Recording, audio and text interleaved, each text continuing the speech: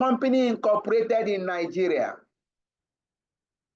decides to transact business outside Nigeria, then foreign currency will come to play. We define exchange rates as the number of units of a given currency that can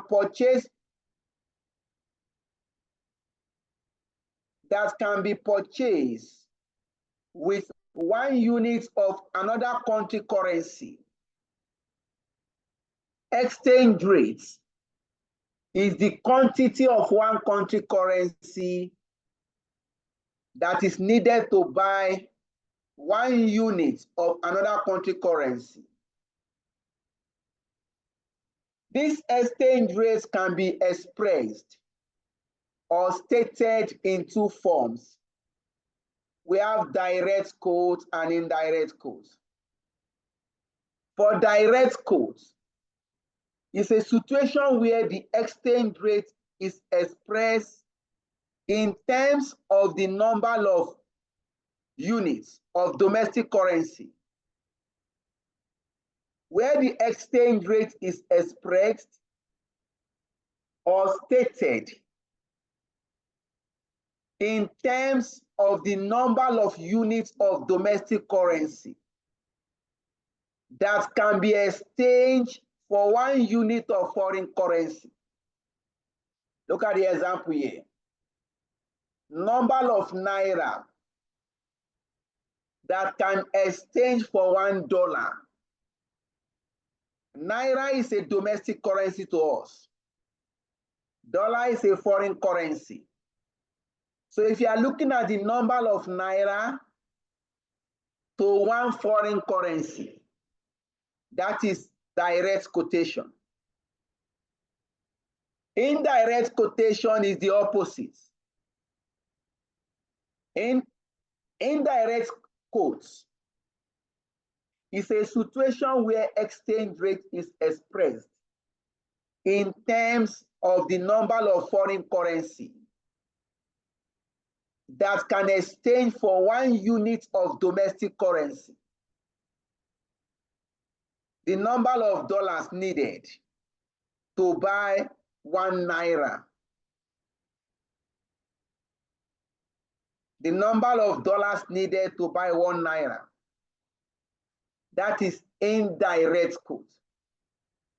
The number of cedis needed to get 1 naira.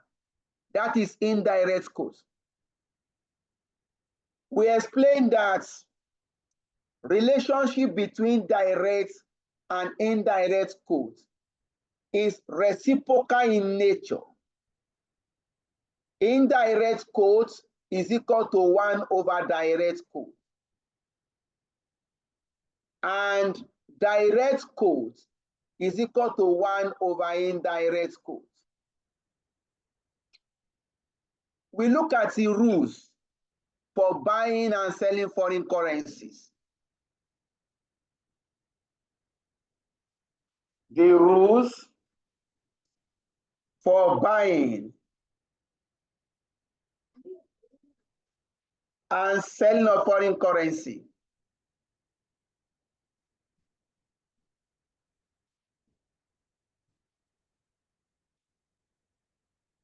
Rule number 1, exchange rates are quoted from the viewpoint of the bank.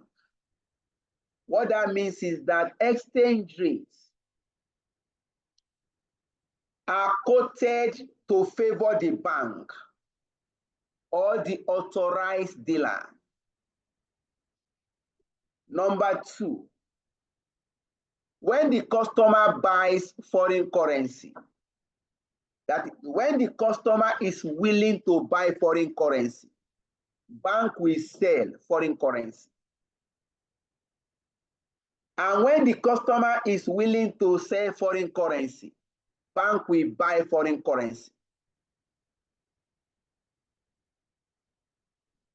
What that means is that there must be a buyer, there must be a seller. If the customer is buying, bank will sell.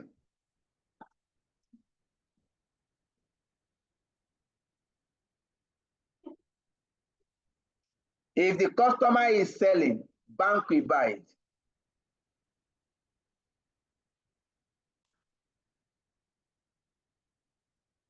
Rule number 3. In a direct quote, where you are giving a direct quote, bank will buy at low rates and sell at high rates. If you are giving direct quote, bank buys at the lower rate and sell at the higher rate.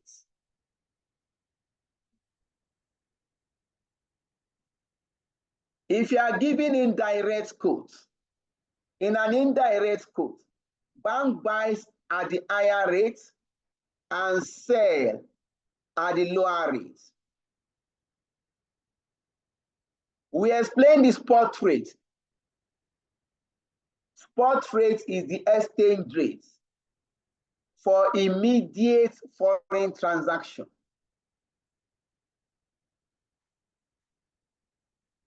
If you are buying dollar now, or you are selling dollar now, that exchange rate that applies now is called spot rate. Number 2, forward rate.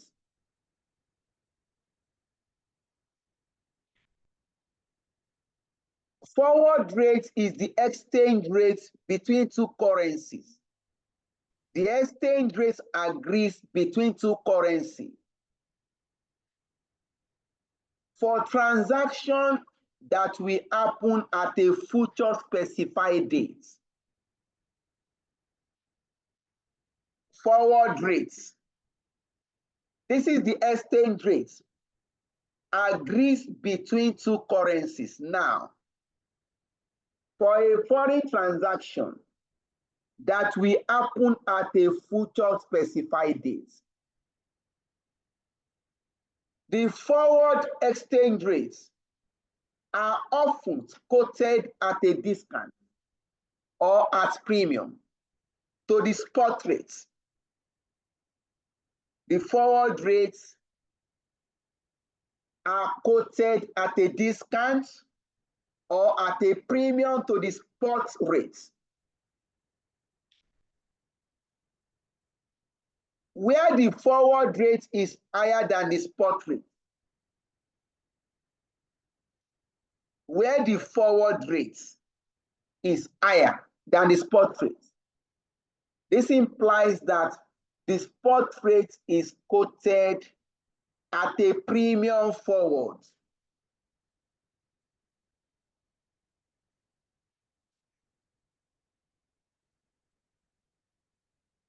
On the other hand, if the forward rate is lower or lesser than the spot rate, then we say the spot rate is quoted at a discount forward.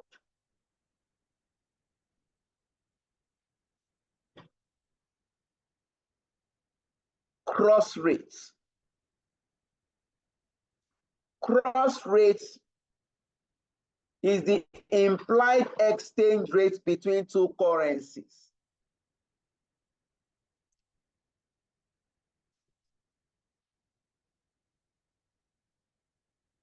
Cross rates is the implied exchange rate between two currencies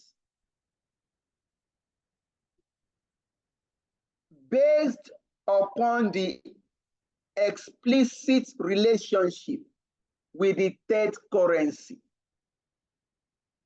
We explained this last week with illustration.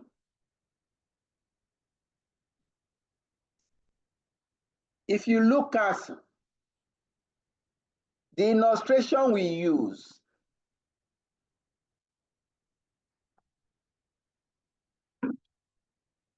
we did something like this last week.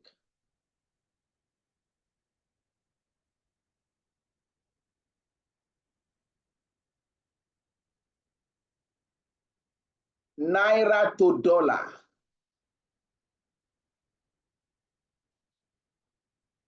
$800 to $1. Yen to dollar.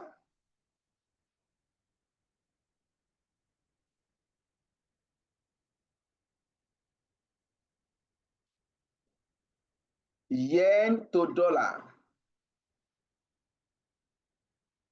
Assuming 200 yen to $1. There's relationship between naira and dollar. There's relationship between, look at it,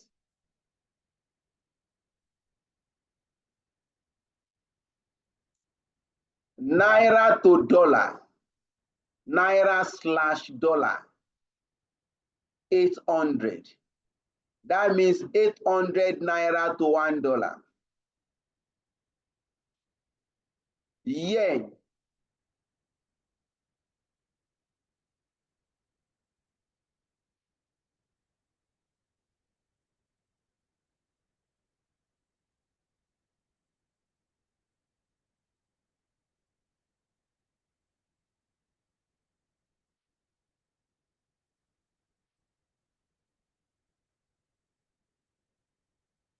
Yen slash dollar,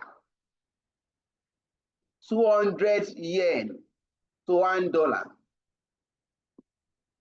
But there's no relationship between naira and yen.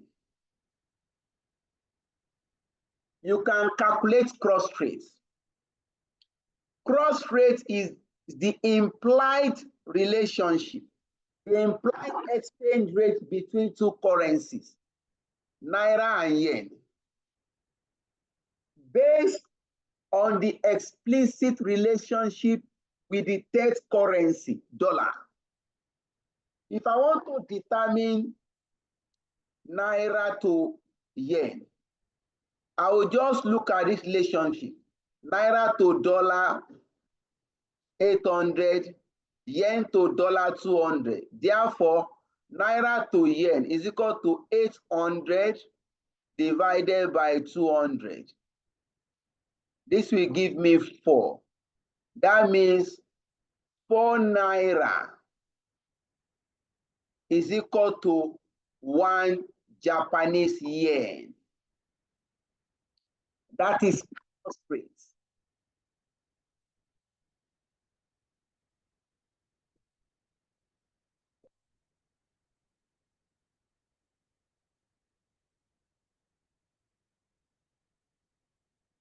All right.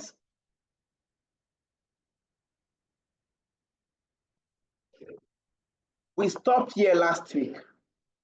Theories of exchange rate determination. There are 2 major theories that explain how exchange rates can be determined between 2 currencies. Excuse me, please. There are 2 major theories that explain how exchange rates is determined between 2 currencies. The first one is interest rate parity theory. The interest rate parity theory. This theory states that differences in exchange rates between 2 currencies. I will take that again. This theory states that the differences in exchange rates between 2 currencies occurs as a result of differences in the interest rates between the 2 currencies. Why we have fluctuation in exchange rates is because there's differences in interest rates between 2 countries. A country with higher interest rates, we have its currency depreciating faster than a country with lower interest rates. According to this theory, a country with higher interest rates, we have its currency depreciating faster than a country with lower interest rates.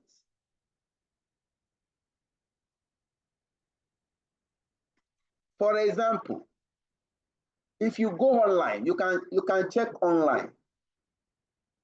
What is the interest rate in Nigeria? The interest rate is like 33%. Interest rate in Nigeria is like 33%. Why the interest rate in US is like 3%? Let us assume that interest rates in Nigeria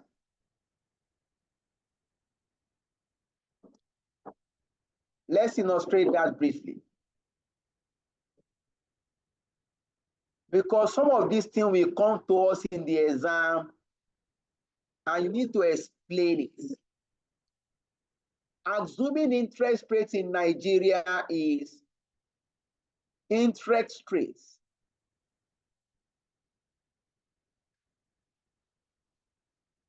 in Nigeria 33%, in US 3%.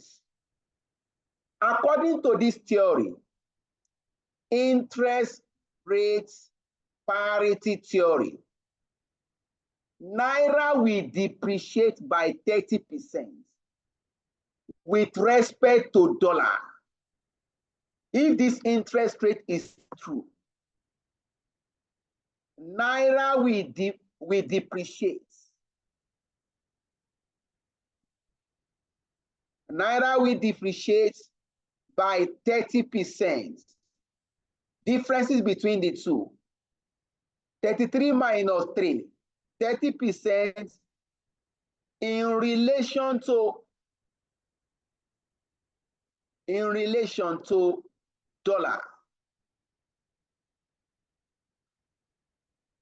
So if you are trying to wonder, why is Naira getting stronger?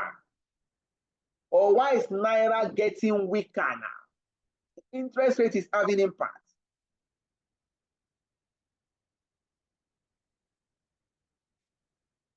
That is interest rate parity theory. We can use this theory to forecast future exchange rates between two currencies. We can use interest rate parity theory to forecast exchange rates between two country currencies.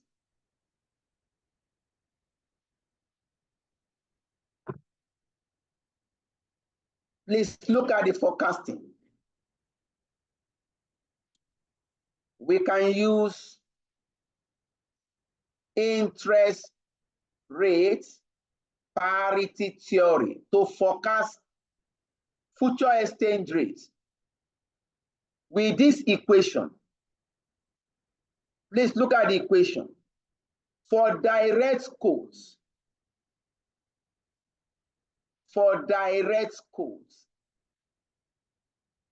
you can use the equation 1 plus FIR over 1 plus DIR is equal to X over F. That is, if you are giving direct quotes and you want to forecast exchange rates, you can use this equation. If you are giving indirect quotes, for indirect quotes,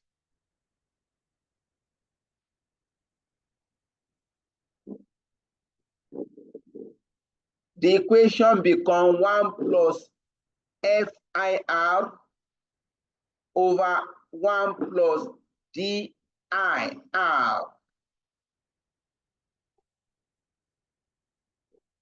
is equal to F over X, where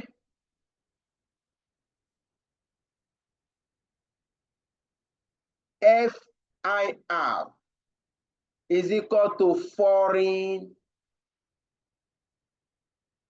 interest rates.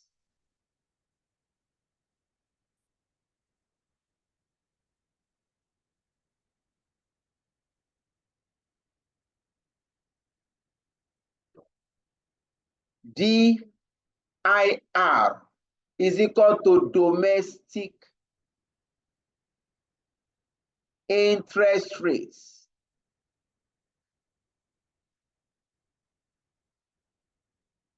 X is equal to the spot rate.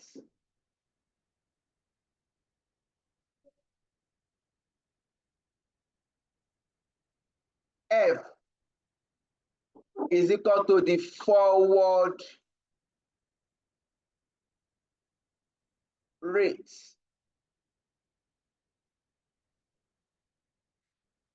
You can use this to forecast the rates.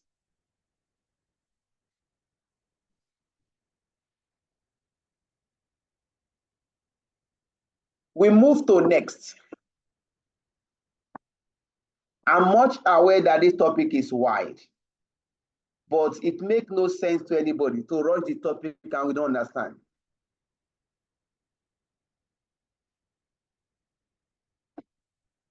Purchasing power parity theory.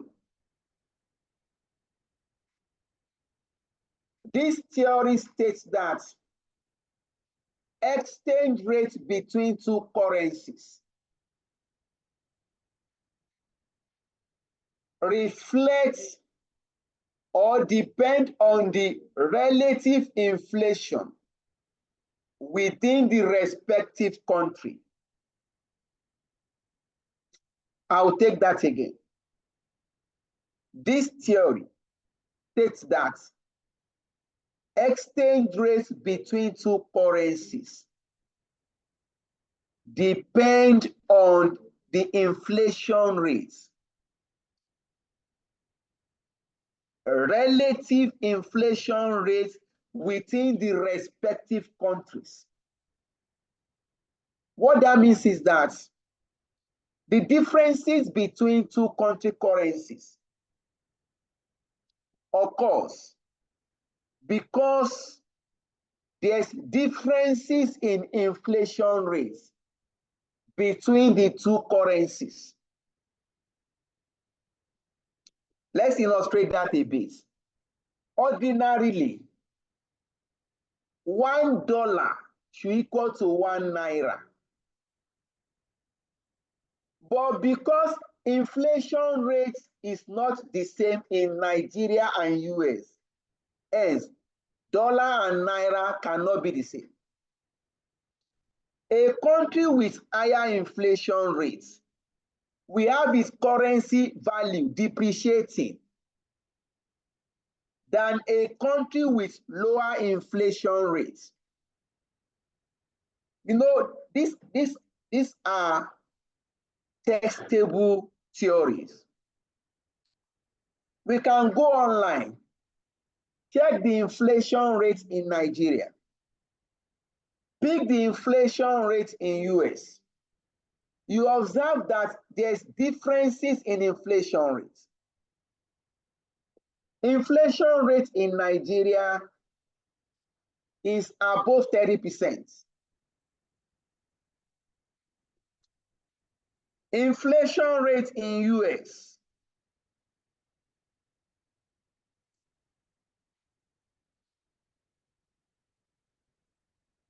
is like 2%. So we expect a country with higher inflation rates we expect the currency of that country to depreciate.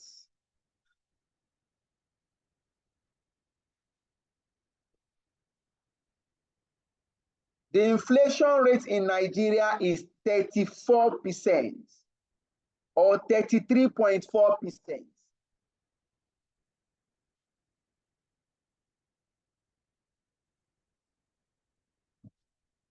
Why the inflation rate in US?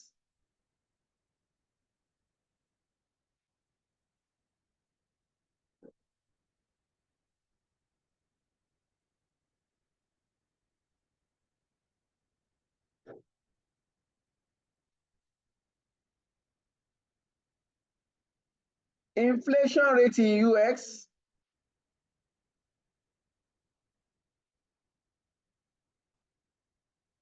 2.4%. What do you expect?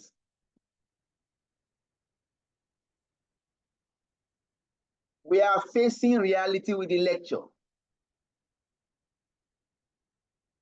According to purchasing power parity theory, according to purchasing power parity theory, a country with higher inflation rate will have its currency depreciating faster. Look at inflation rates. Inflation rates. In Nigeria, 33.4%. In US, 2.4% inflation rate. Naira is expected to depreciate by 31%. According to this theory, Naira will depreciate in value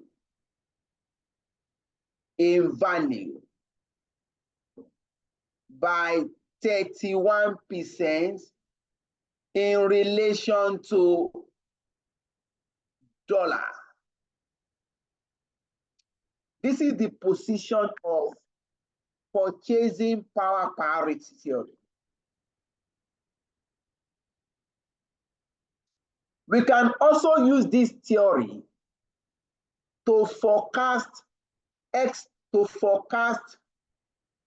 future exchange rates between two currencies.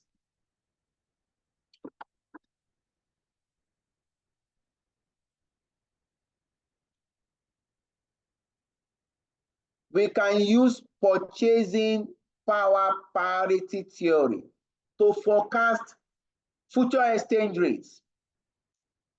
If you are given direct quote, for a direct quote, you can use the equation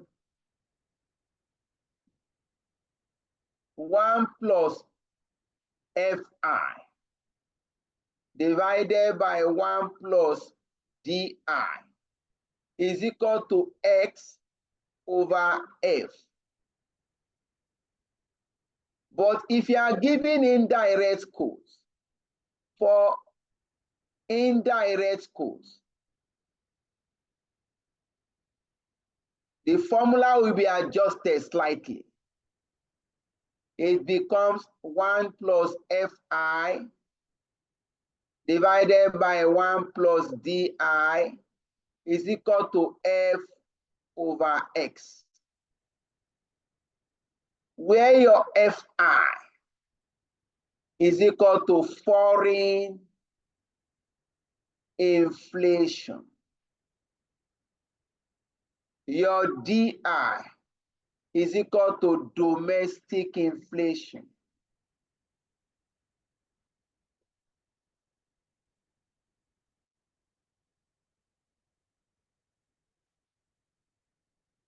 Your X is the spot rate. Your F is the forward rates.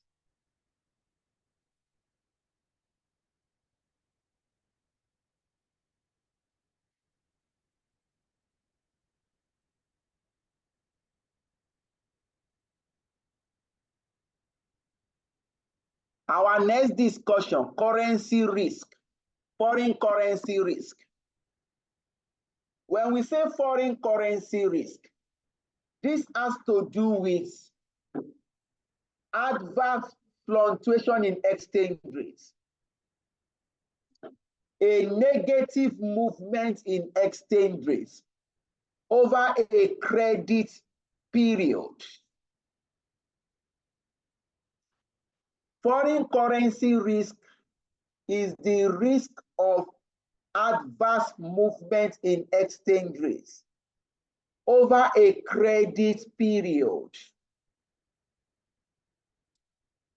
Foreign currency risk will affect exporters who invoice in foreign currency. Foreign currency risk. We are based in Nigeria and we export our product to South Africa. Or we export our agricultural produce to US.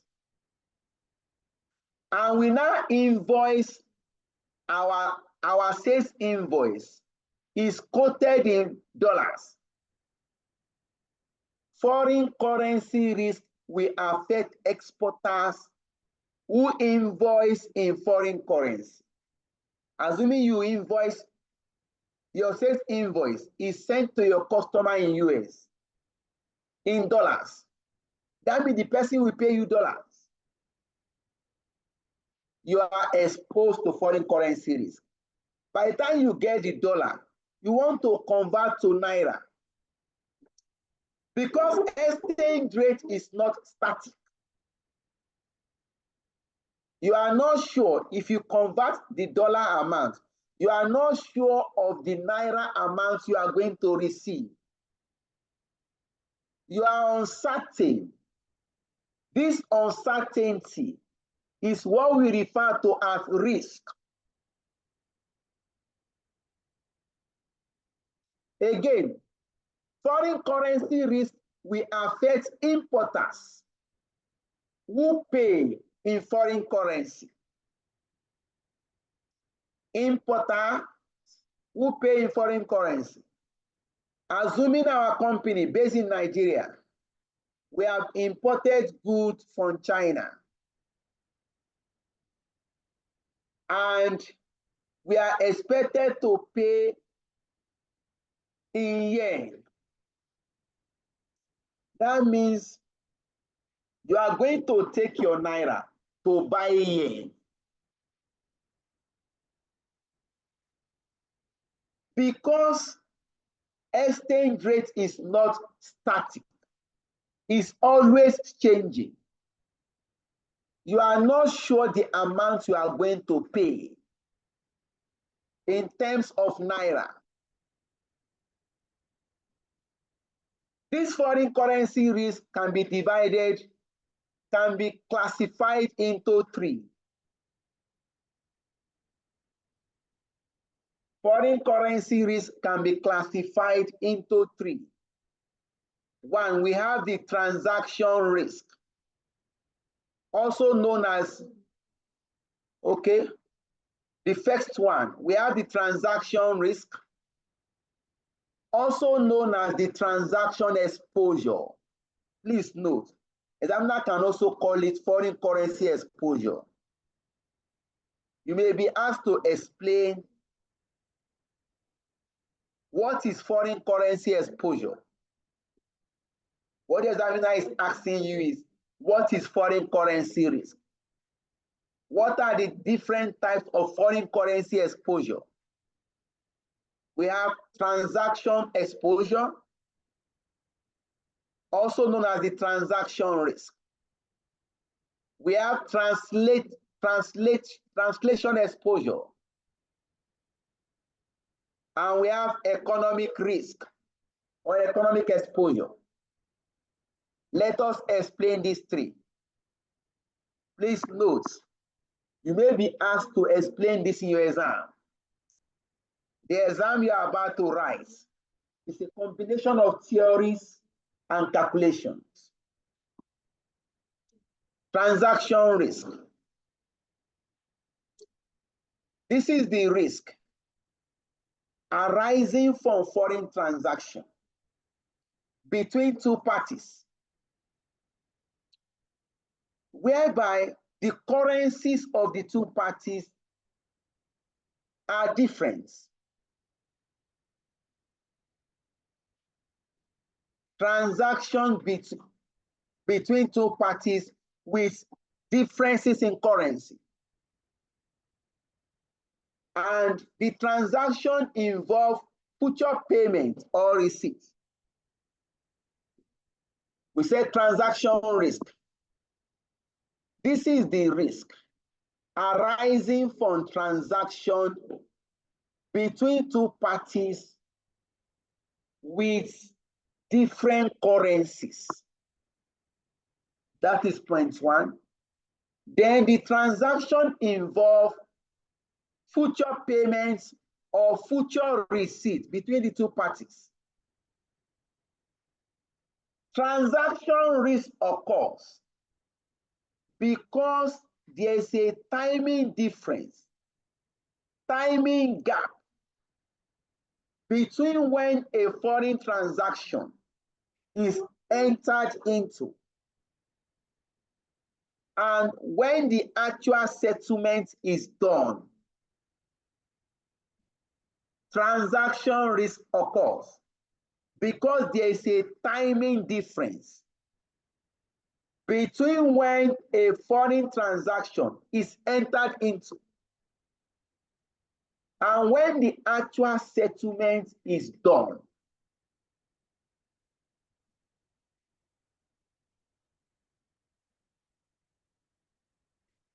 Let us assume that, for example, our company based in Nigeria, we imported goods from China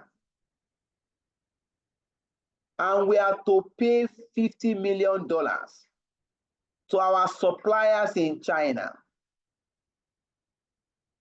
Let us illustrate this.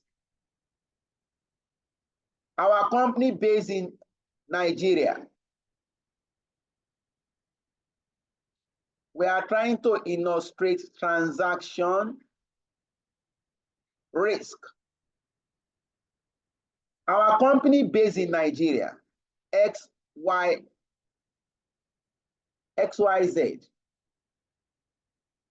PSC. We imported goods from China. This will cost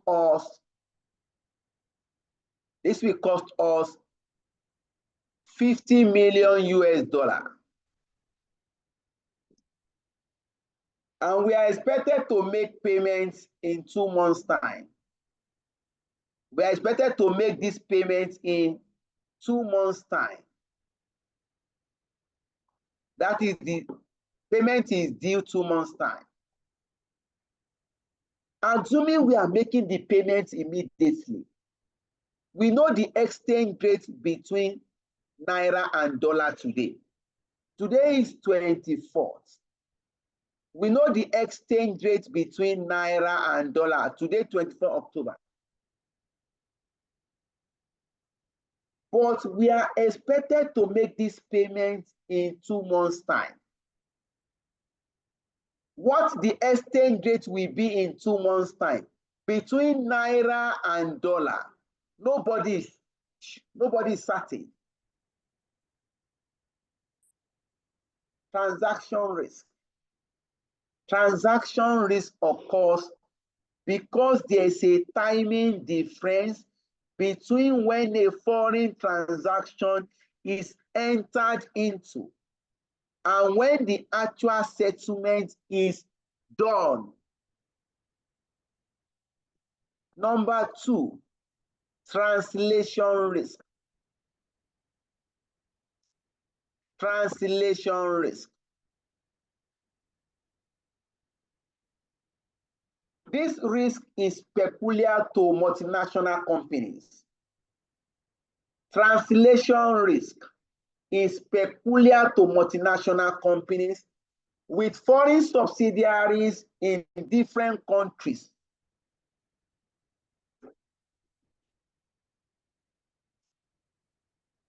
At the end of the financial year, at financial year end,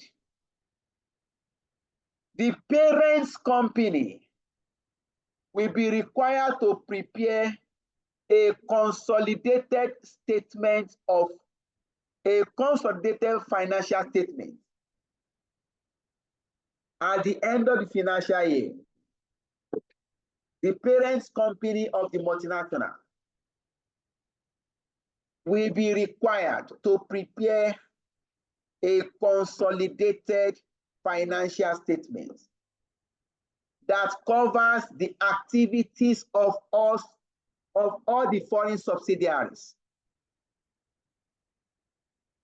This means that the asset and liability of the foreign subsidiaries denominated in foreign currencies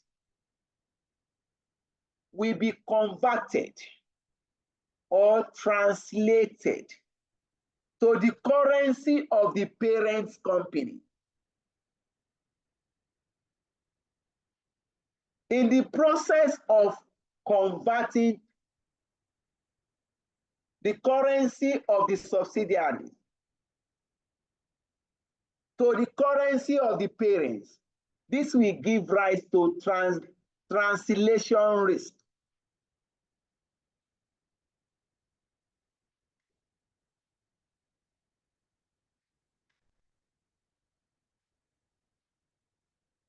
For example,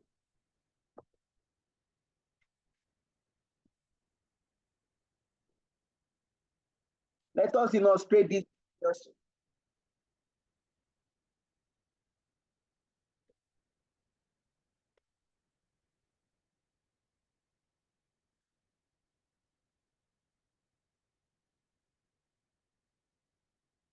Translation risk.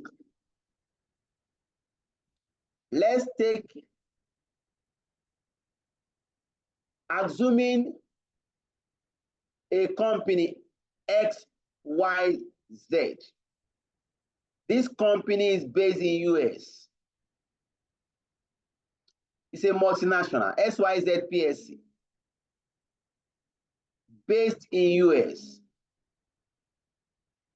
Now this company has subsidiary. We can take Mobil Oil, PSC. Mobil Oil PSC is based in US.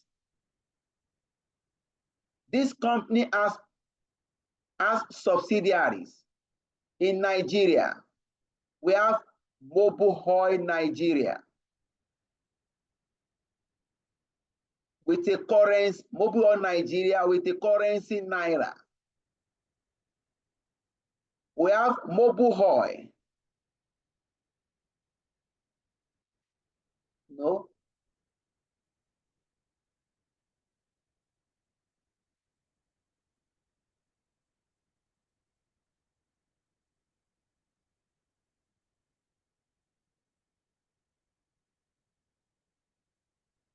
Mobil Oil Ghana with a currency cedis, a subsidiary of Mobil Oil US. We have Mobil Oil South Africa.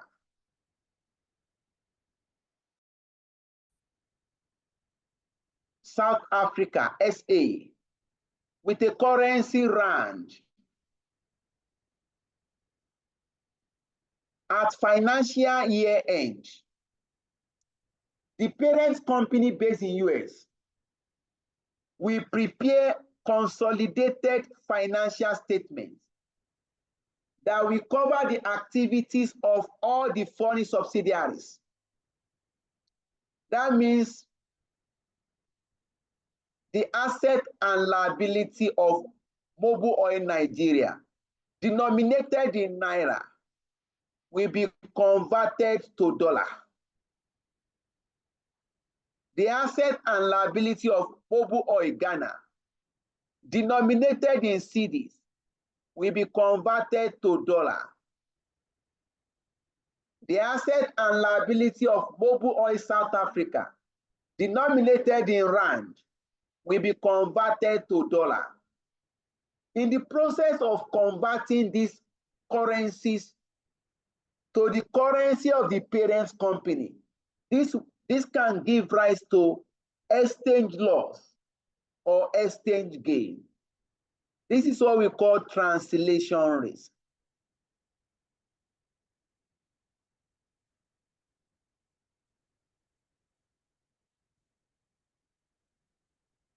Number 3, economic risk.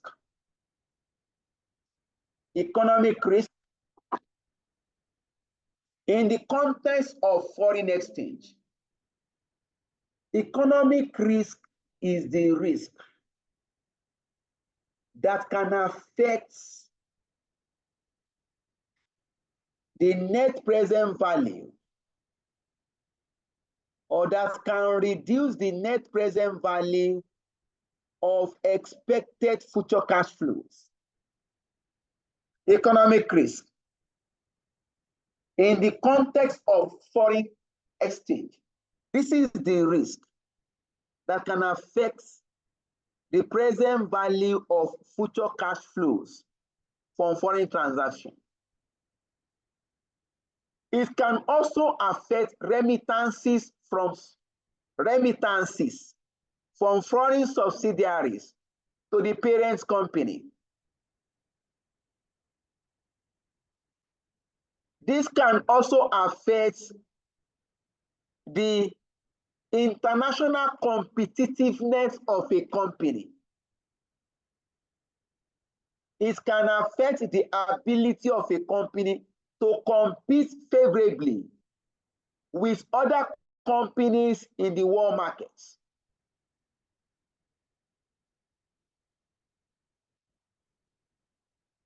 I've mentioned 3 points. I said, or we said, economic risk. It is the risk arising from adverse movement in exchange rates.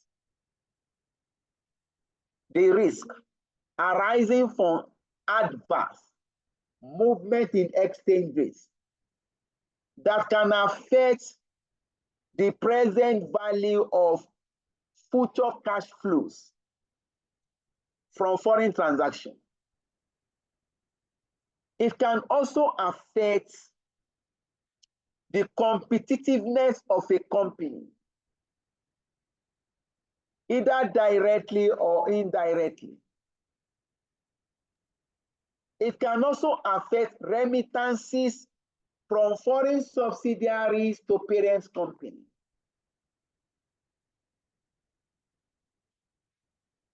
Multinational companies are highly exposed. Multinational companies are highly exposed to economic risk.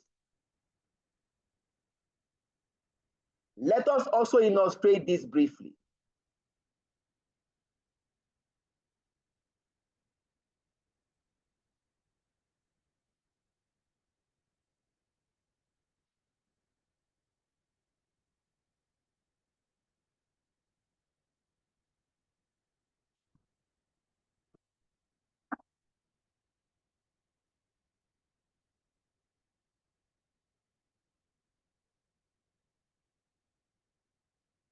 Please just 1 minute.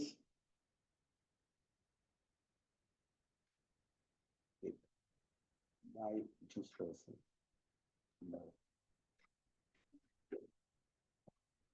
right, let's continue.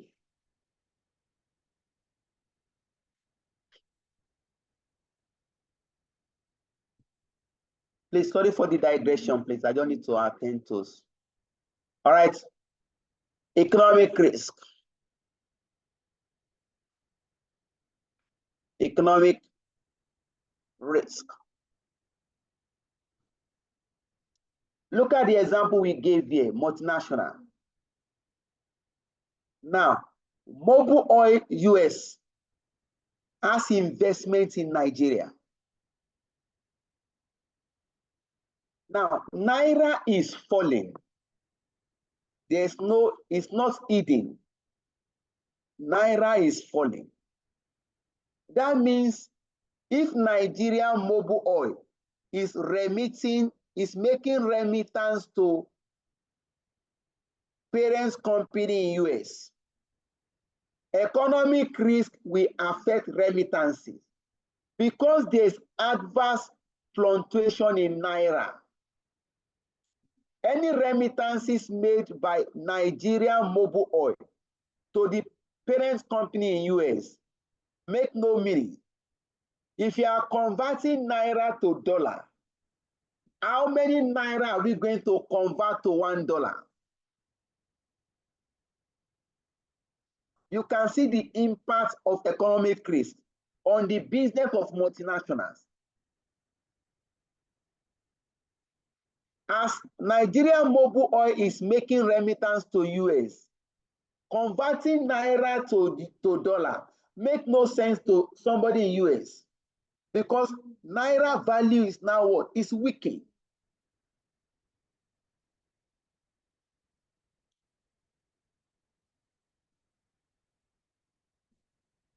It can also affect the competitiveness of a company.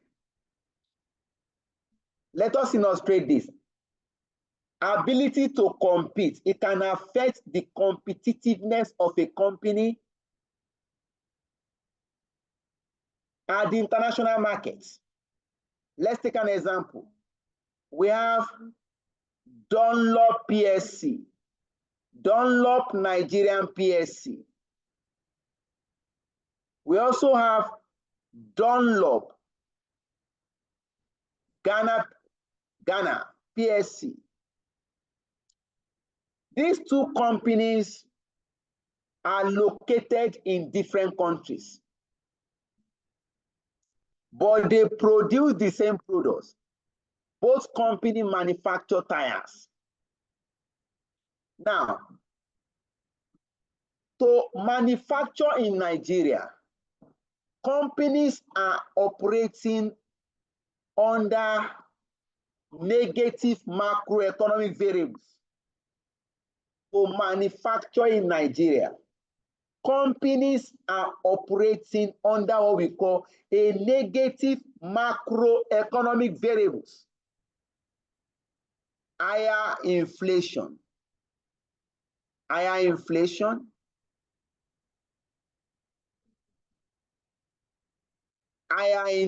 rates,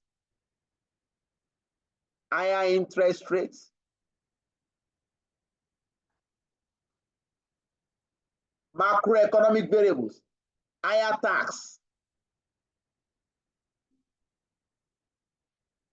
All this will lead towards higher production costs. Higher production costs.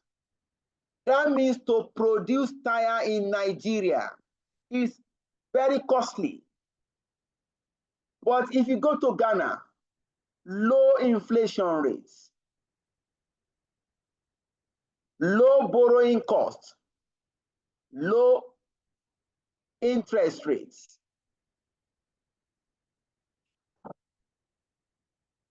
low taxation. That means company operating in Ghana can produce tire at a cheaper rate, at a cheaper cost.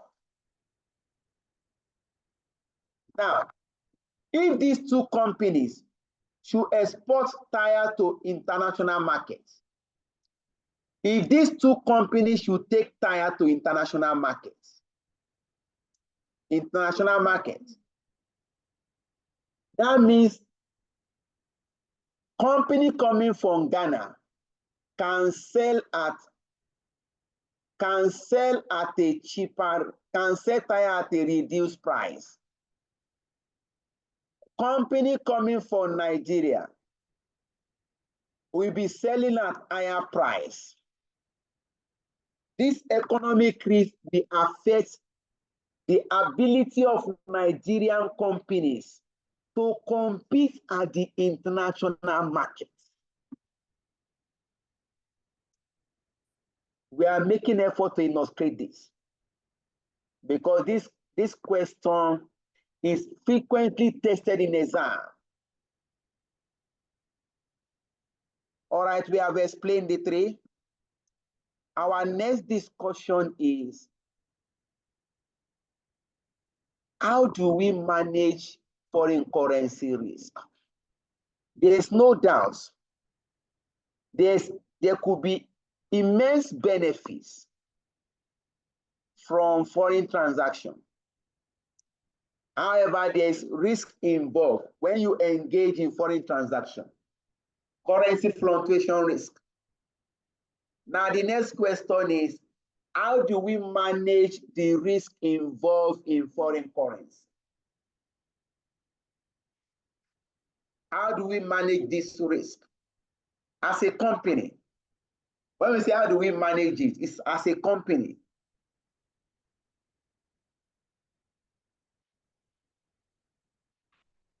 There are two categories of measures that could be taken. The measures to protect a company against foreign currency risk. The measures can be categorized into two. We have the internal measures. We have the internal measures, the internal techniques, otherwise known as the non-financial measures. Company can take internal measures, otherwise known as the non-financial measures.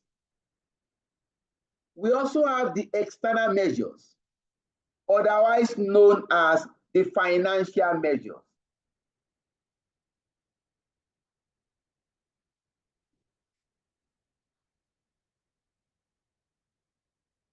Under the internal measures, we have leading and lagging.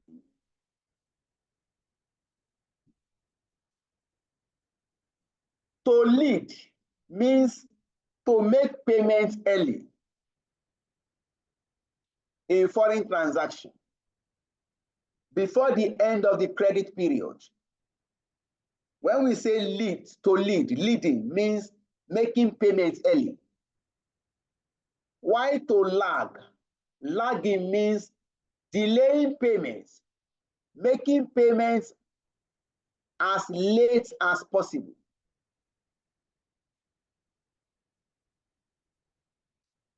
Company can use leading or lagging to protect itself against fluctuation in exchange rates. Companies can use leading and lagging to protect itself against fluctuation in exchanges. The purpose of leading is to make payments in a currency, early in a currency. I'll repeat that. The purpose of leading is to make payments early in a currency that is expected to rise in value against the payee's own currency. Let me explain that briefly. We even do it safe. Some of us, we want to travel. We book our tickets. We want to travel, maybe probably you are traveling in December. And you know that if you wait till December, flight tickets might go up. Then you can try to buy your ticket in October and keep the ticket against the traveling you are going to make in December. You are leading. You are trying to protect because you envisage that air flights or air ticket is likely to rise. in December. You can now book your tickets in October and keep it against your traveling in December. That is leading.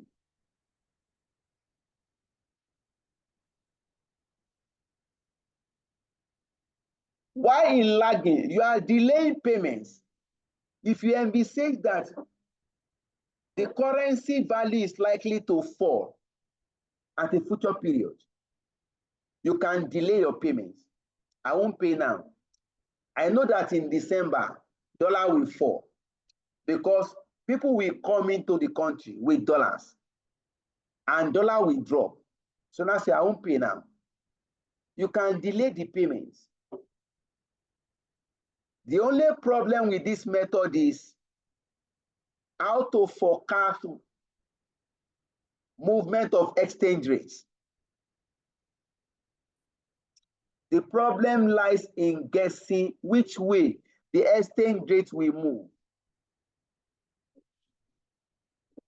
But people in that market, people that operate in that foreign market, forex market, they know how to predict exchange rate movement. So you can do leading and lagging, netting. Netting can also be used to protect a company against foreign currency exposure. Netting can also be used to protect a company against foreign currency exposure. When a company expects to have future cash receipts in foreign currency and future cash payments in foreign currencies in the same currency, about the same time, what we are saying is you are expecting foreign cash receipts. You are expecting inflows in foreign currency. You are expecting inflows in foreign currency. At the same time, you also want to make payments in foreign currency. You can use your foreign receipts to offset your foreign payments, to net off your foreign payments. The extent to which your foreign receipts can net off your foreign payments, the extent to which that will show the extent to which you have protected yourself against fluctuation. This is what we are saying.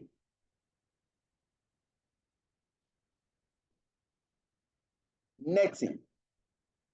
Our company, XYZ, under netting, internal measure.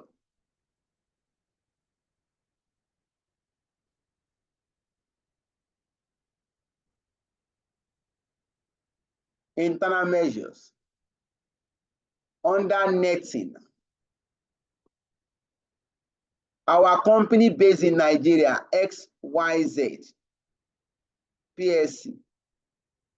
We are expecting inflows, foreign receipts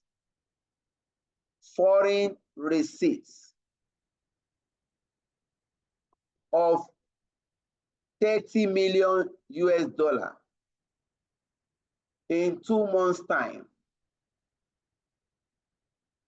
At the same time, we need to make foreign payments. Foreign payments. We are making payment of, in dollars, 40 million. These payments, we also make these payments in 2 months' time. We can net off.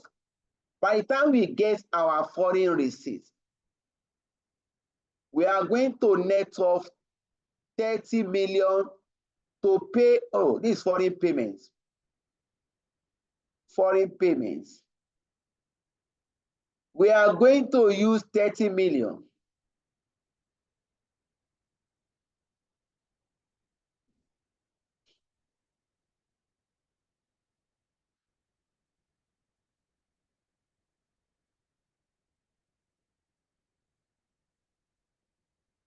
$30 million to pay to offset or net of 40 million.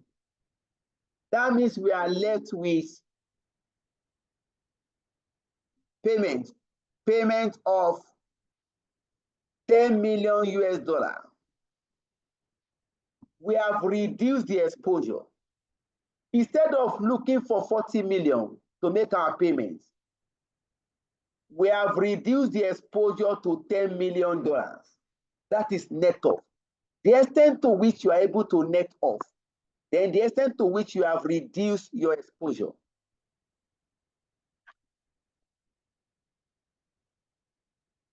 So you can do net off. Next, invoice in home currency. Number 3, invoice in home currency. You can invoice in your own domestic currency. If a company involved in international trade or international transaction can decide to invoice in its own domestic currency, and you can also decide to pay in your own domestic currency, provided the other parties accept this condition. What we are saying is, if a customer based in Nigeria or a company based in Nigeria, we are exporting goods to US. If I want to quote my invoice, I will just state my invoice in Naira. That is my home currency. Let the customer in US go and look for Naira and pay me. I don't want to start thinking of how to convert dollar to Naira, because exchange rate is not static. It is always fluctuating. I can just send my invoice in Naira. That will automatically remove foreign currency risk.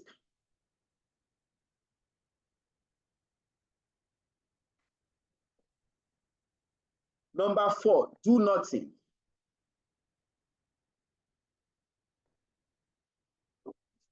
This simply means that companies in international transaction can decide not to take any action to protect itself against foreign currency fluctuation. The company can decide not to take any action to protect itself against foreign currency fluctuation. It is believed that some transaction will result in exchange loss, while some transaction will result in exchange gain. At the end of the day, the exchange gain will be used to cancel out the exchange loss.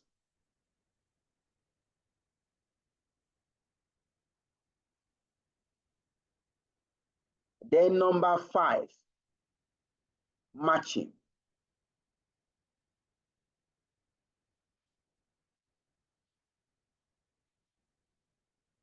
This involves matching the timing of foreign receipts with the timing of foreign payments.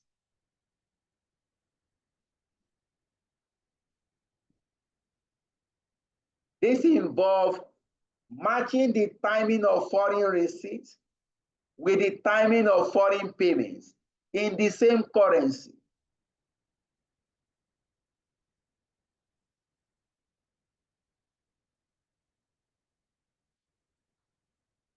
The objective is to eliminate or reduce exposure to foreign currency risk.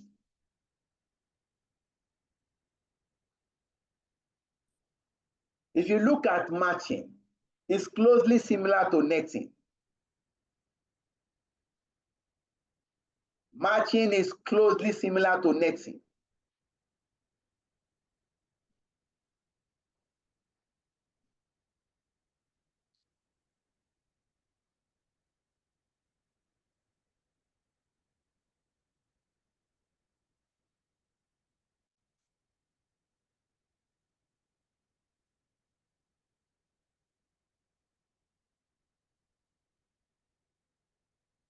Just 1 minute.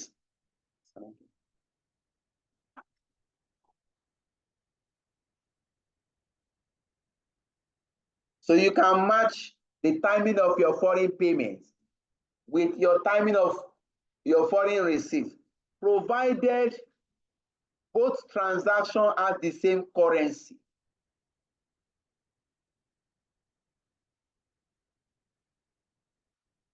Just 1 minute, please.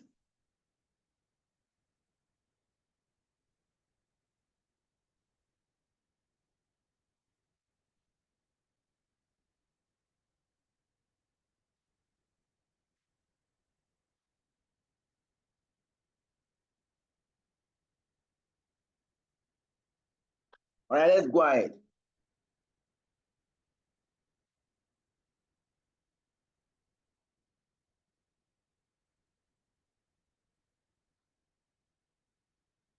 We are done with the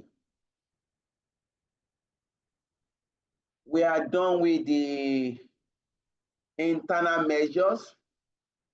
We now move to the external measures. Under the external measures, we have 5.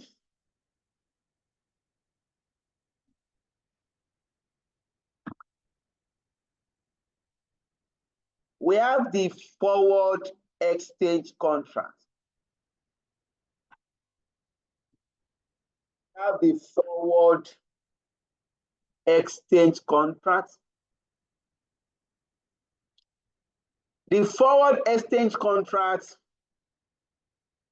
is an agreement between two parties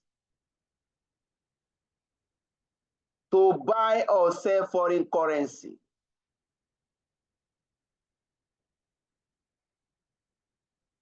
An agreement between two parties to buy or sell foreign currency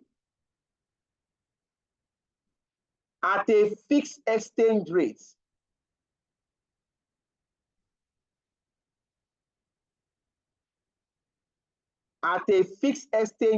agrees at the time of making the contract. But the delivery of the currency,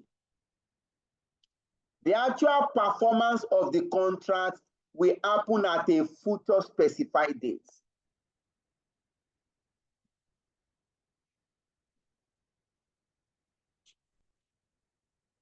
The forward exchange contract.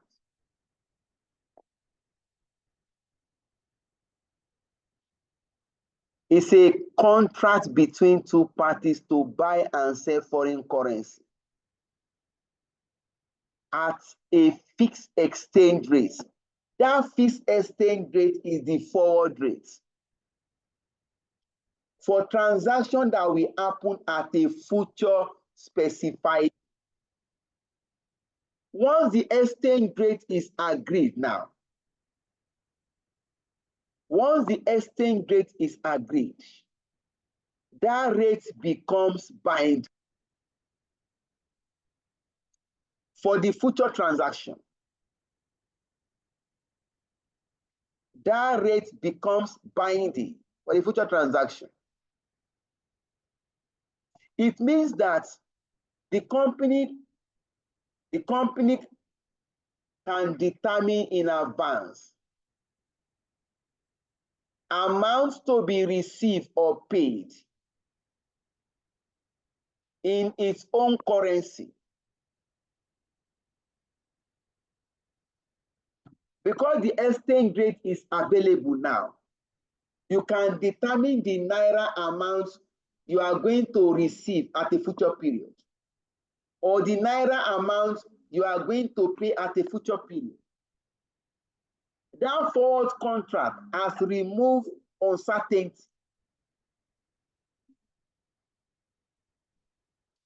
That forward contract has removed what? Uncertainty. So we can use forward contract to hedge. Number 2 method, money market hedge.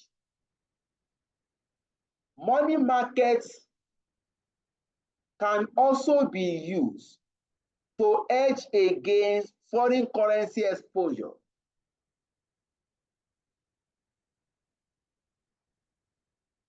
Under the money markets, a company can hedge by borrowing or lending on short-term basis. Under the money markets, a company can borrow or lend on short-term basis in the international money markets so as to fix the exchange rate now. You can fix your exchange rate now by borrowing and lending. You can fix the exchange rate now for future foreign transactions.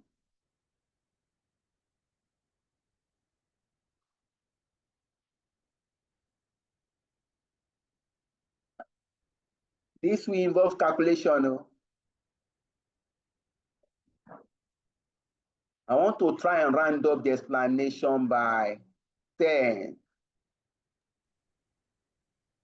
I have a question. Let me take, please ask your question.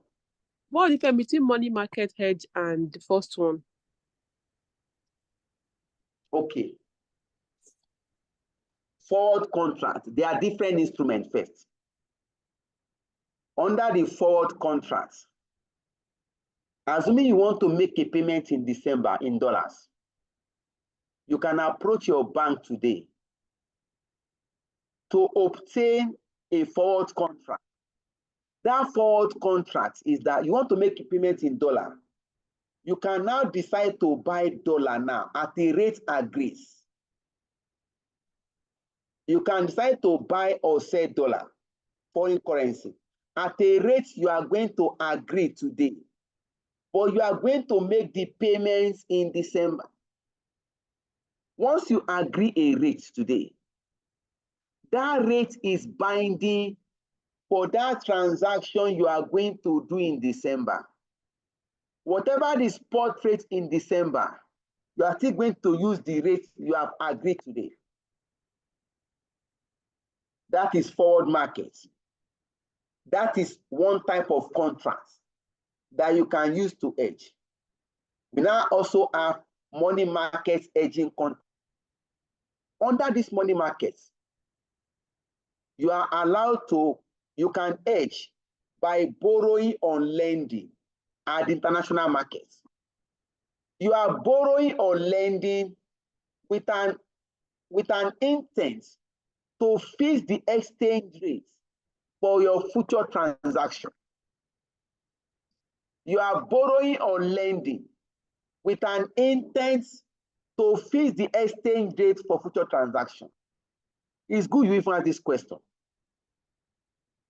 I was waiting to get to questions to explain more, to use questions to explain more, but it's good you ask. Now, assuming you want to make payments in foreign currency, as of today, 24th October, you are expected to make a payment for your, maybe you purchase raw material from US. You purchase raw material today, and you are expected to make payment of 20 million US dollar in December. You now want to protect yourself against foreign currency fluctuation. Why are you protecting yourself? Assuming you are making your payments immediately, you know the exchange rate between Naira and dollar today. But you are not going to make the payment today. You are going to make the payment in 2 months' time. That will be in December. What the exchange rate between Naira and dollar will be in December, you are not sure. Because of this uncertainty, you now want to hedge. When we say hedge, you want to try and protect yourself against currency fluctuation. And you now want to hedge with money market hedge. Now, that your foreign payment, that payment to you is a liability. That foreign payment to you is a liability. Now, to hedge using money market, you are going to create an equivalent foreign asset. To hedge using money market, you are going to create an equivalent foreign asset. This means that you are going to place lending now. You are going to place a deposit in foreign currency. You want to make payments in dollar in 2 months. Just place a deposit in dollar today. You are going to deposit dollars. The amount deposited plus the interest you are going to receive on your deposit must equal to the payments you want to make in 2 months' time in dollars. You just go to a bank. That is, you are now lending. Depositing is lending. Now deposit an amount in dollar. The amount you are going to deposit plus the interest you are going to receive on your deposit must equal to the payments you want to make in December. That means as of today, you can deposit the dollar. You now ask yourself, how much do I need to deposit today that will grow to become the amount I want to pay in 2 months? You are going to calculate it.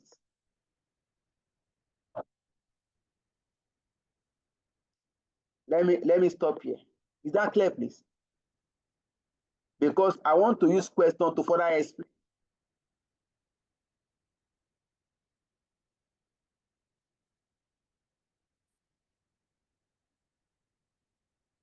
Assuming you are expecting inflows in foreign currency, now I've explained payments. Let's look at the second alternative. You are expecting inflows in foreign currency. You have done some job for a foreign country, a foreign client, and the person is supposed to pay you in dollars. So you are expecting like $10 million in 1 month's time. When you get your dollar, you want to convert it to naira. But you are afraid of the risk. You are afraid that exchange rates will fluctuate. You can hedge with money market. That foreign receipt to you is an asset. That foreign receipt to you is an asset. So you are going to create an equivalent foreign liability. That is, you are going to borrow an amount. You go to the international market. You go and borrow an amount in dollar now. The amount you borrow now plus the interest payable on your borrowing must equal to the foreign receipts you are expecting.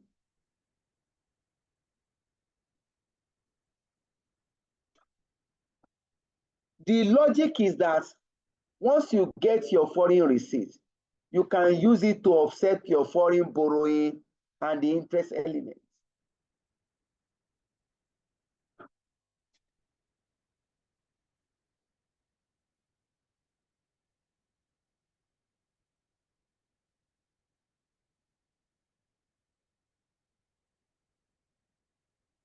Is that clear, please? All right.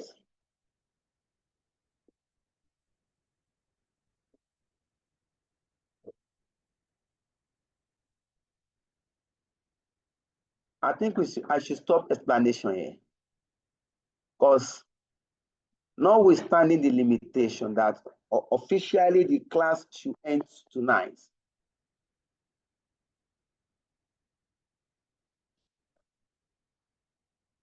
let us go and use 1 hour to deal with questions.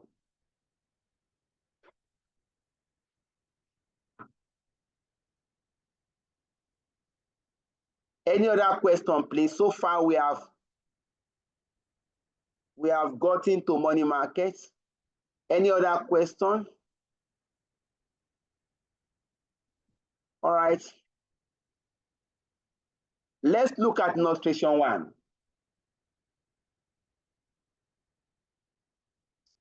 Illustration 1.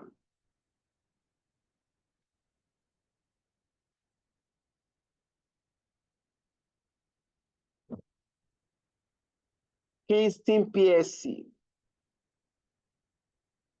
in brackets KP, is a Nigerian company based in Aba. KP exports finished products too and imports raw material from a company in Central Africa with a currency of Central dollar.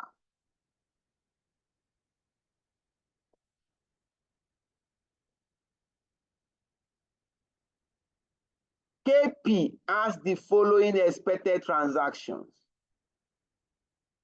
1 month expected receipt, 4.8 million Central dollar. 1 month expected payments,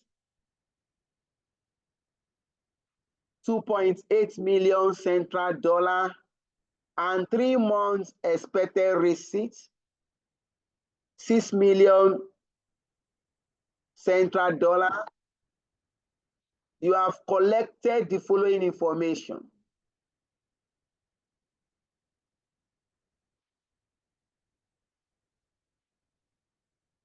Look at it. Look at the information. Central dollar per 1 naira. We have the spot rates. We have the 1 month forward rates. We have the 3 month forward rates. Next, money market rates for KP, deposit and borrowing rates. Nigeria deposit rate is 9%, borrowing rate 15%, 12%. In Central African, deposit rate 13%, borrowing rate 15%.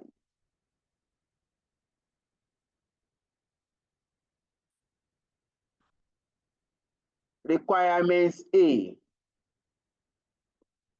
Explain the significance to a multinational of economic exposure. 5 marks.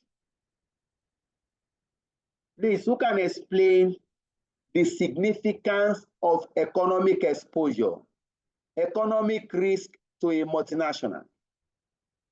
For 5 marks.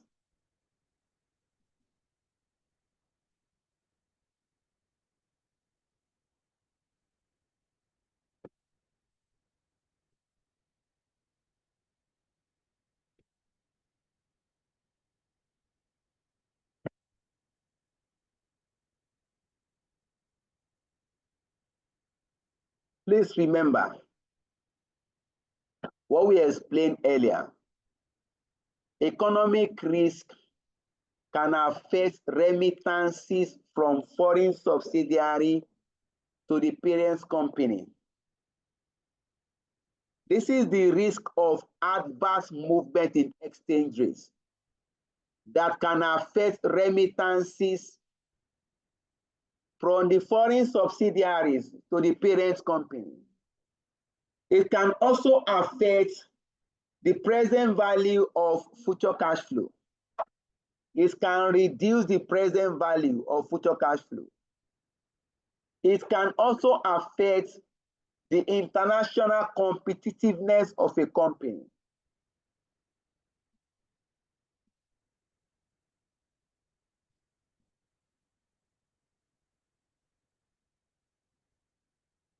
Requirement B. Explain how inflation rates can be used to forecast exchange rates. What is the examiner texting here, please?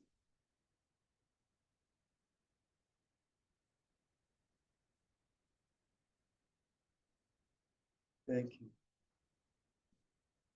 What is the examiner texting here, please? Interest rate parity. Purchasing power parity theory. Thank you. Examiner is trying to text purchasing power parity theory. You are going to explain this, that according to purchasing power parity theory, exchange rates between two currencies depend on the inflation rates within the respective country. You are going to explain this to the examiner, that according to the purchasing power parity theory, the exchange rates between two currencies depend on the relative inflation rates within the respective country. A country with higher inflation rates, we have its currency depreciating faster compared to a country with lower inflation rates. We can use inflation rates to forecast exchange rates. If the inflation rates are known, and if the spot rate is given, you now state the formula. Remember the formula we stated.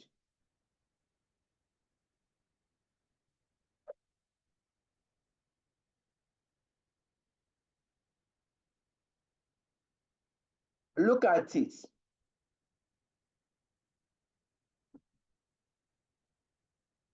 Purchasing power parity theory. Look at the formula, please, so that you can get your 3 marks.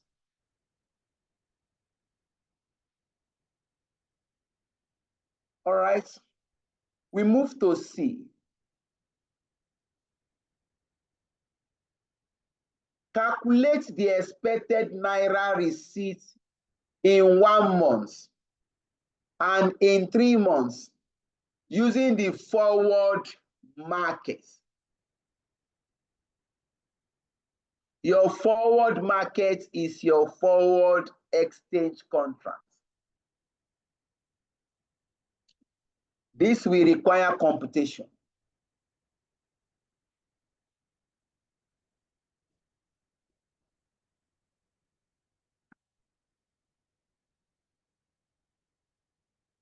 You come here.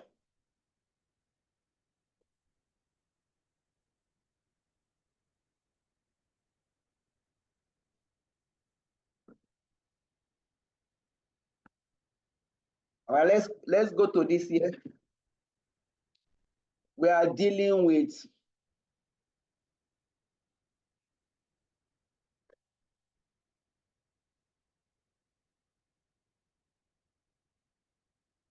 Kingston PSC in brackets KP.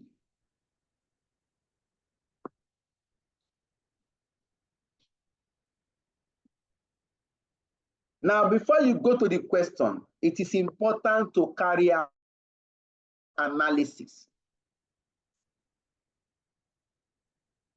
Look at the analysis.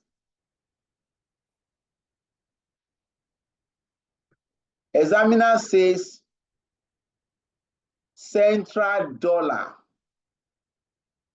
per 1 Naira. Please, what type of quotation is this? Direct or indirect?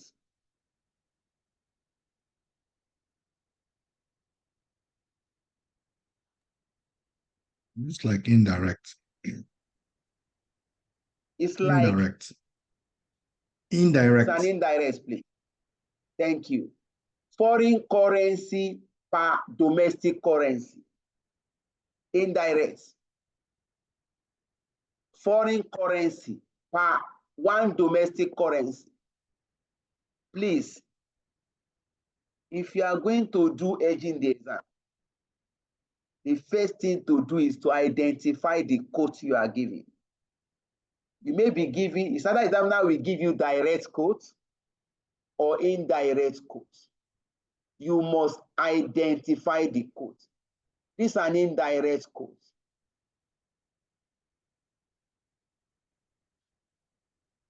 It's an indirect quotation.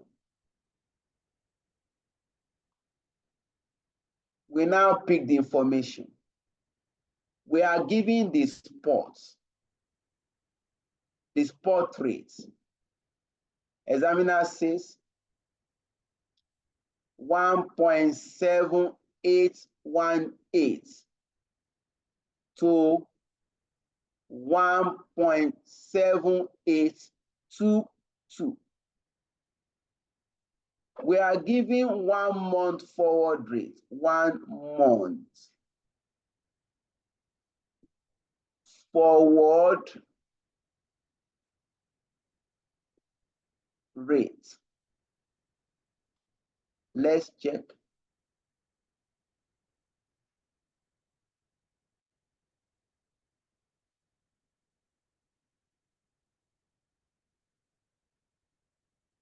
$1.7826 to 1.7832. We bring it out 1.7826 to 1.7832.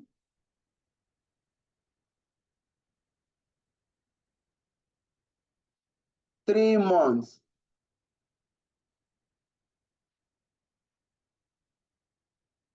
Forward rates. Back to the question again. 1.7842 to 1.7850. 1.7842 to 1.7850. We are giving all this information. You can now start forward markets.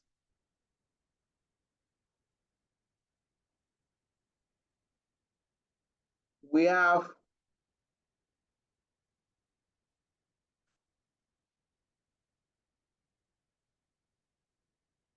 one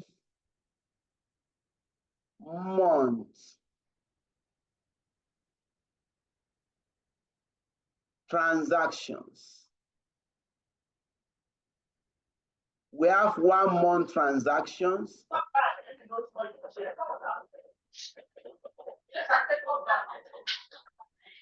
Please, can you help us mute?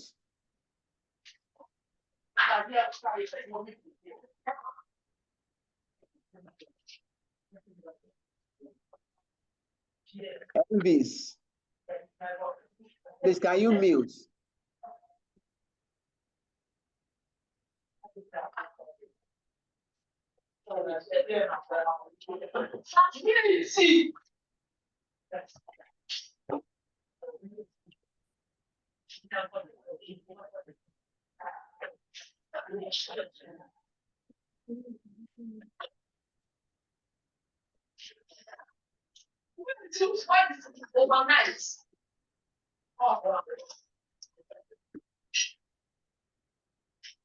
Elvis, please, can you mute?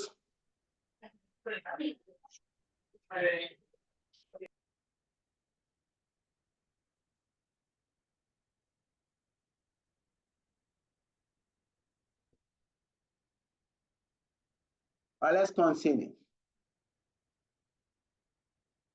If you go back to the question,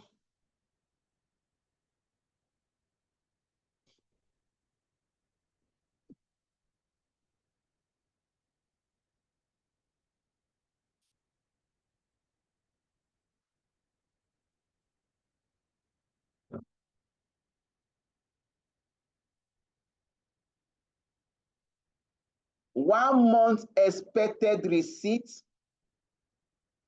4.8 central dollar, 4.8 million central dollar. We also have 1 month expected payment, 2.8.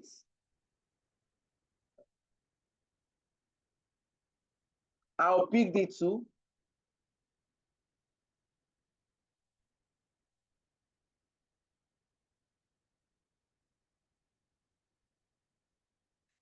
One. No, I don't need to write 1 month. I already have 1 month. Expected receipts.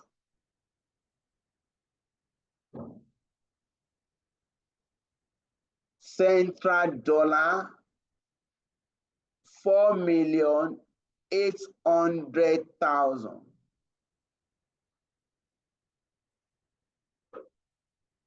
Expected payments.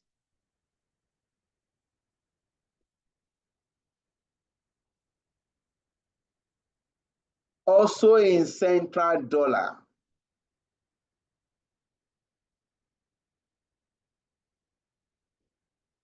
Central dollar, 2,800,000.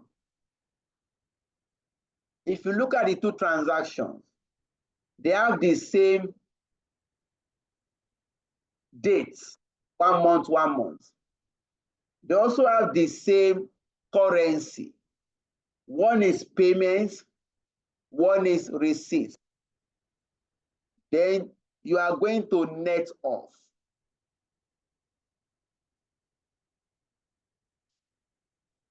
You look for the net receipts.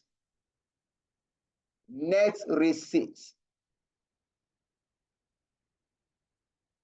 That will give us 2 million central dollar. That means this company is expecting a net receipt of 2 million central dollar in 1 month's time. And we want to hedge this using forward market. In 1 month's time, this company called KP, we receive 2 million US dollars, 2 million central dollar. You now go to the exchange rates.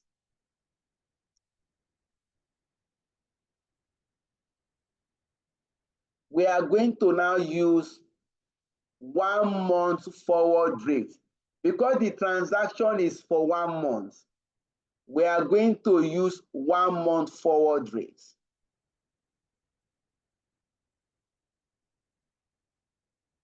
So we have to decide which rate are we going to use. Is it the lower rate or the higher rate?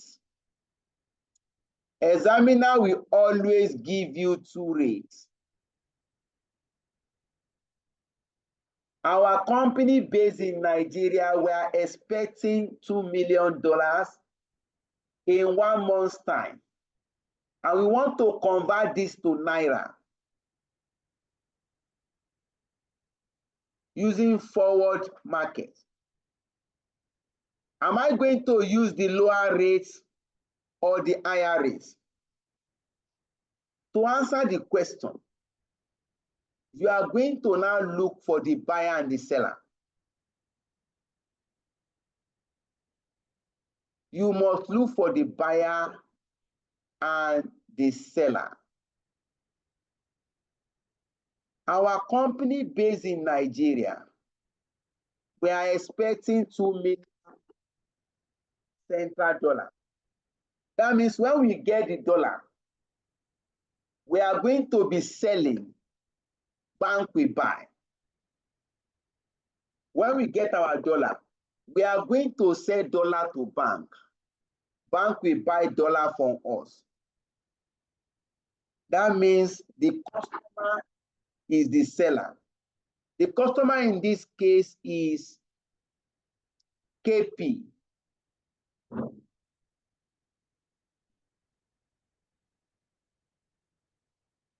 KP, we sell. Bank, we buy. So the question is, at what rate will the bank buy?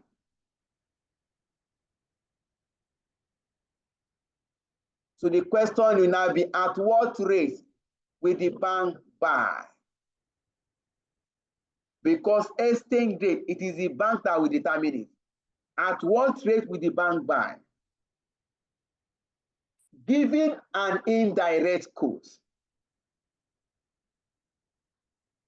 under indirect quotes, at what rate will the bank buy? For an indirect quote, at what rate will the bank buy? I'm asking a question. Under which quote? I think it should be the higher rate. And if it's indirect, it's higher rate. You are very correct. Yeah, 1.7832. Thank you. For indirect quotes, bank buys at the higher rate and sell at the lower rate. If you are giving indirect quotes, bank will buy at the higher rate and sell at the lower rate. In this case, bank is buying. Just come here.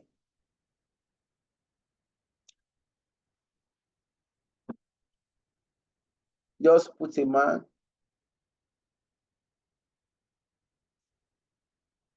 Applicable. Applicable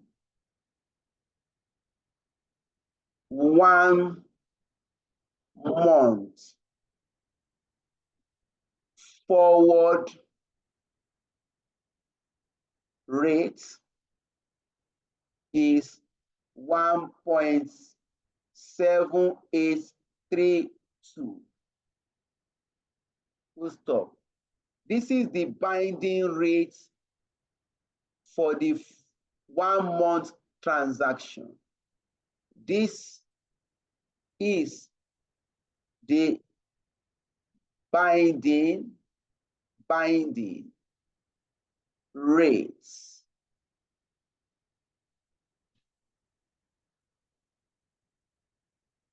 For the 1 month net receipts.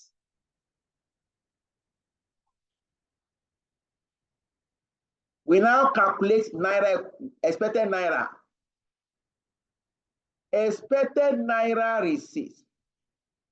Expected naira receipts in 1 month's time. In 1 month's time, 1 month's time is equal to, now we need to convert,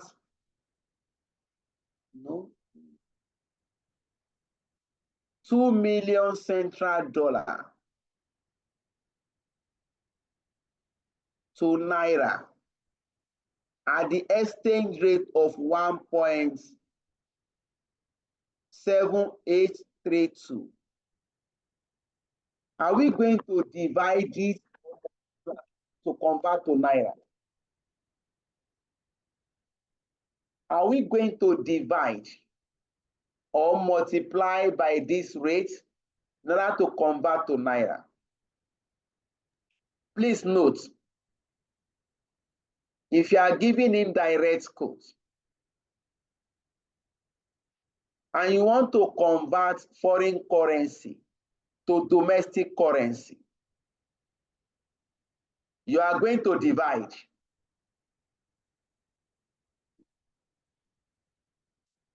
I will take that again. Please note, if you are giving indirect quotes and you want to convert foreign currency to domestic currency. You are going to divide the foreign currency amount by the exchange rate, the indirect exchange. In this case,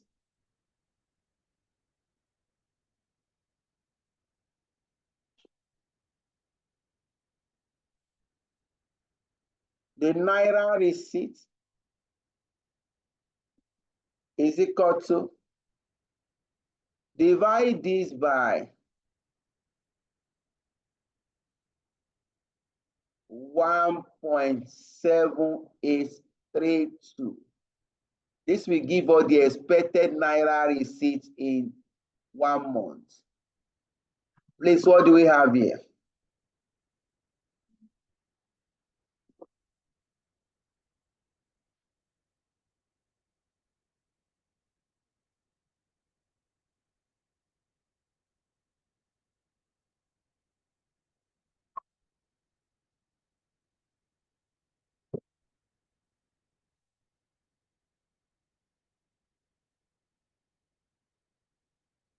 You have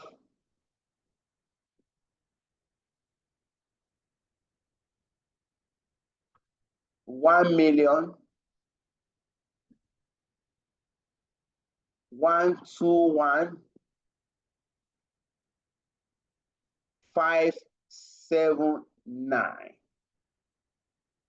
This is the expected Naira in 1 month's time.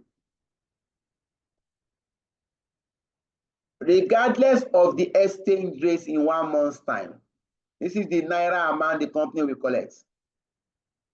Once you hedge with forward market, it's binding.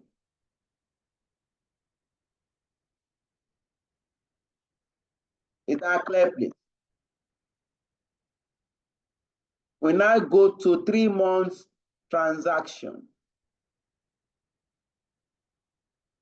3 months transaction. There's just one transaction in 3 months.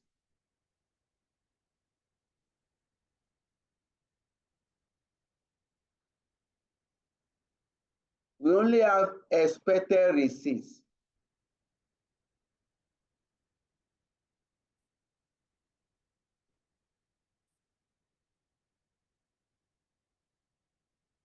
Expected receipts.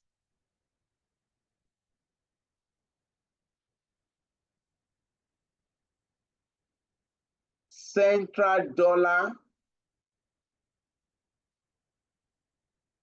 6 million.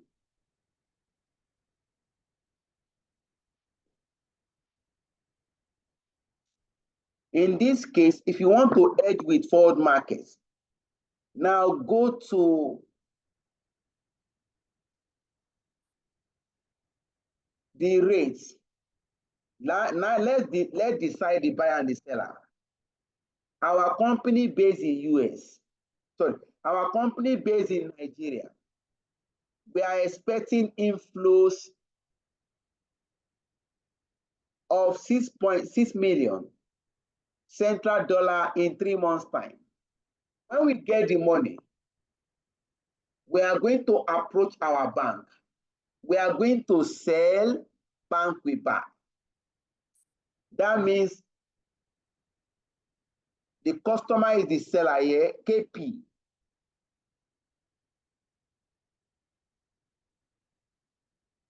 That means KP will sell.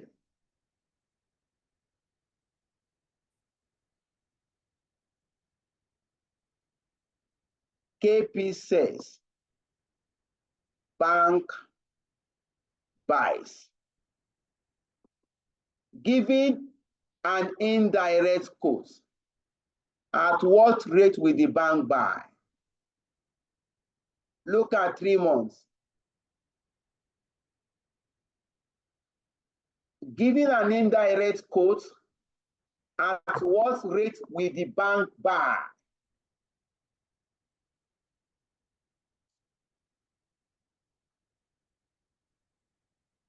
The bank will buy at the higher rates. and the higher rate is 1.7850 for 3-month forward rates. So you pick the rates.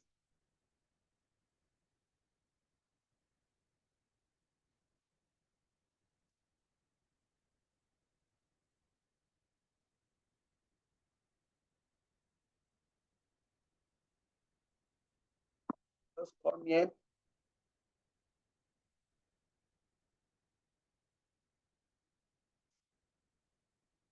Applicable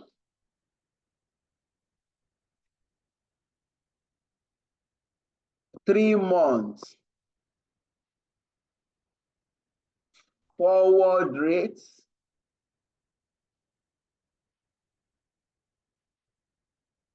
is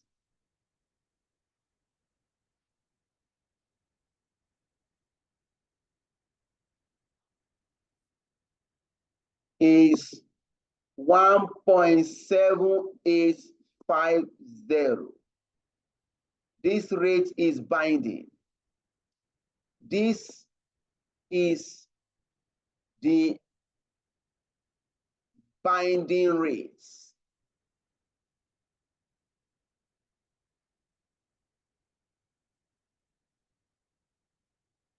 Expected Naira receipts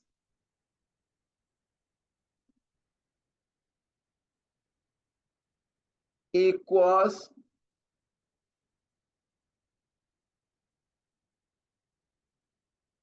$6 million central dollar.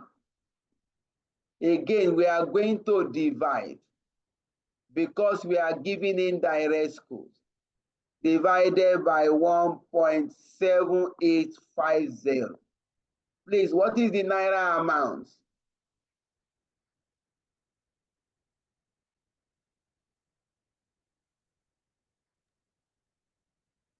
Three 61344.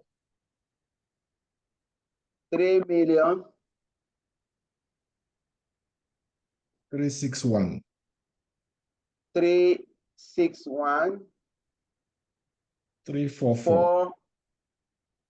344 344. This is the expected Naira receipt in 3 months.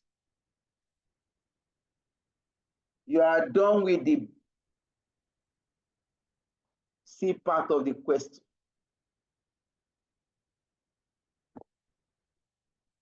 The D part of the question.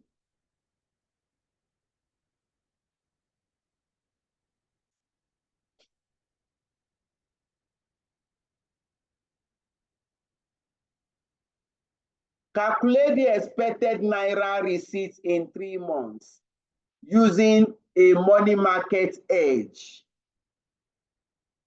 and recommend whether a forward market hedge or a money market hedge should be used.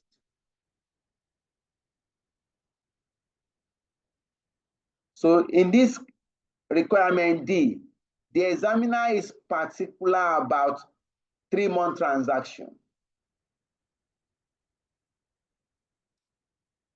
Assuming we hedge using money markets,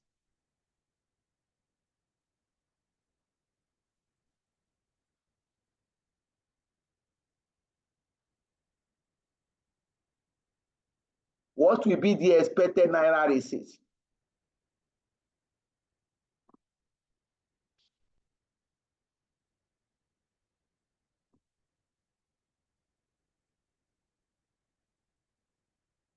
Requirement D.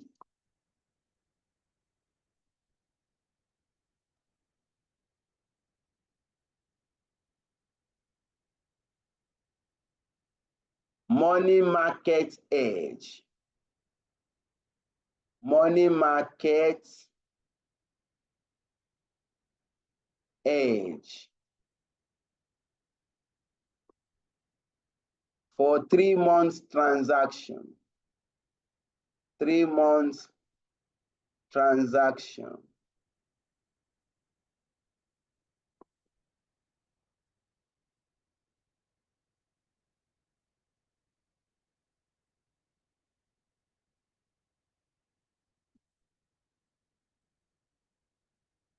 Okay. This money market hedging, we are going to treat it step by step. It involves theories and calculation. Look at the steps, please. Step 1.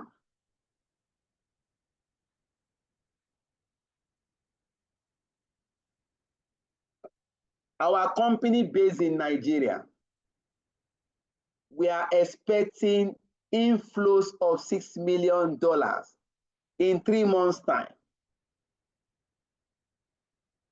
That transaction to our company is an asset. That transaction, you are going to place yourself as part of that company. Your company based in Nigeria, you are expecting inflows in foreign currency, and you want to hedge using money markets. You are not going to tell yourself that transaction represents an asset. Hence, you are going to create an equivalent foreign liability. Look at step 1.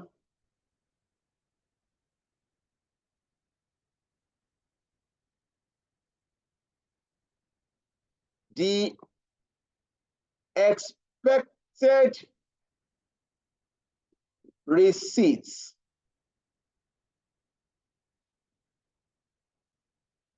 in central dollar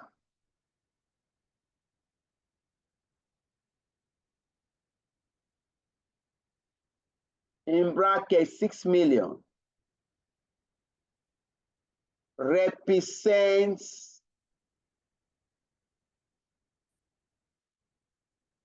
a foreign asset.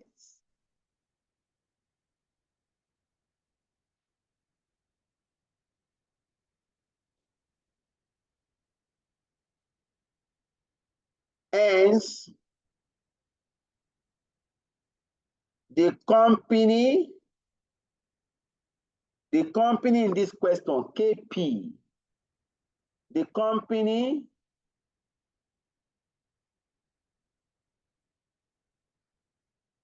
should create a foreign liability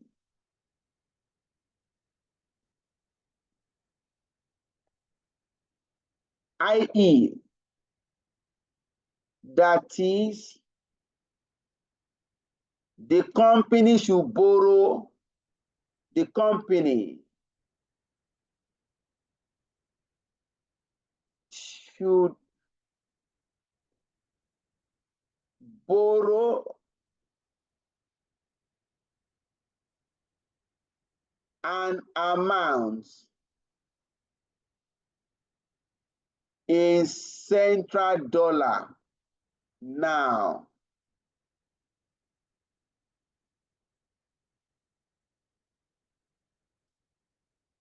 You are going to state this fact in step 1. Step 2, determine the amount to be borrowed now. Determine the amount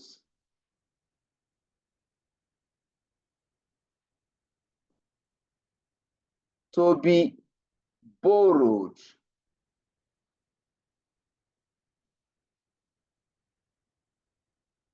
in central dollar now. Now go to the question. What is the borrowing rate in central dollar?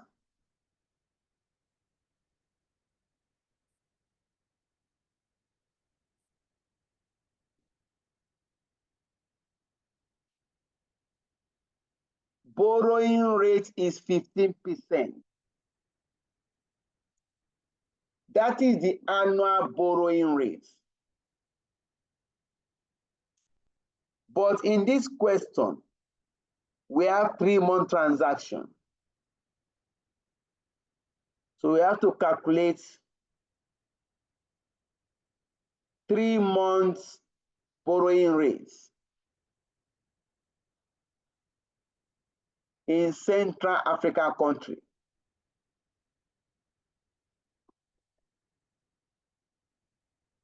We just come here.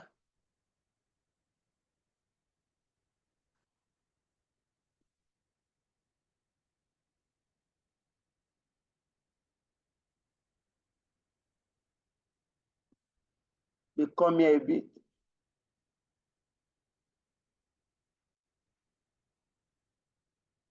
Three months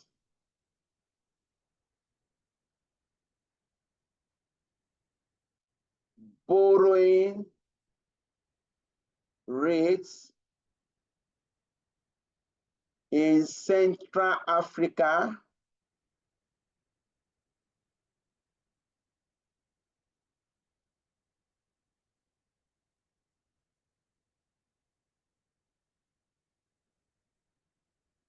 is equal to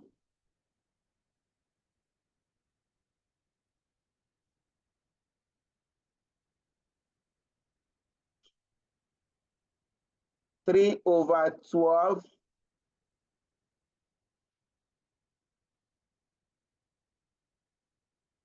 3/12 multiplied by 15%. That will give us 3-month borrowing rate in Central African country. Please compute.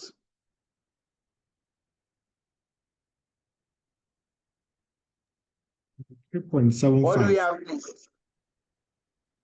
3.75. That will give us. Thank you.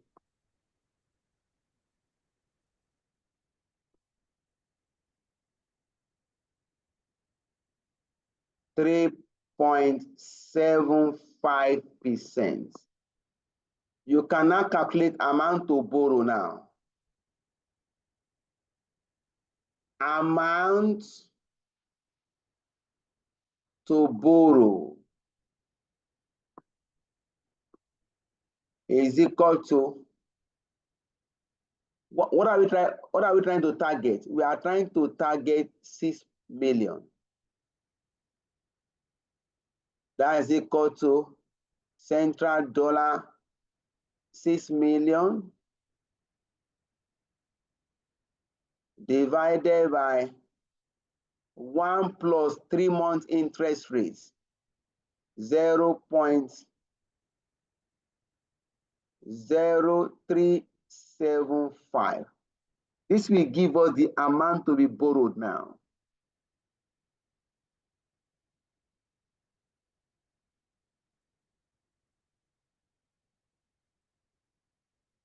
What do we have, please?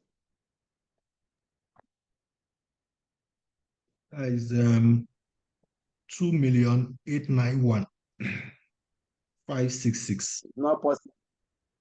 Please check again. It should be 5 million plus. 1.0375. Oh yeah, 5 million. 5,783. So the amount the company will borrow now is 783. 133. 133. This is the amount the company will borrow in central dollar immediately. You borrow. This will happen in step 2. Step 3. Convert the amount borrow in central dollar to domestic currency. Domestic currency is Naira now. Convert it now using spot rates. Because we are going to, the company will borrow immediately. Now, that means we are going to use a spot rate. Now, let us assume that the company has borrowed the money. That means KP has the cash.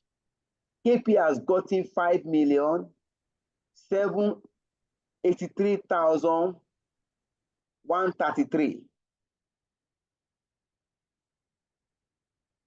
He has gotten the cash in dollar. That means KP will now approach his bank to sell dollar. Bank will buy. Giving an indirect quote, at what rate will the bank buy that dollar?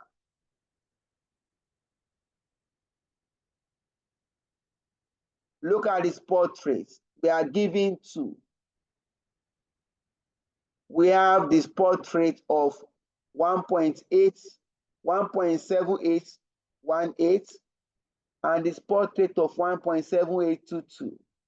The company has borrowed money in dollars, our KP. We now want to convert that money to Naira. The company will sell dollar to bank, and bank will buy. That means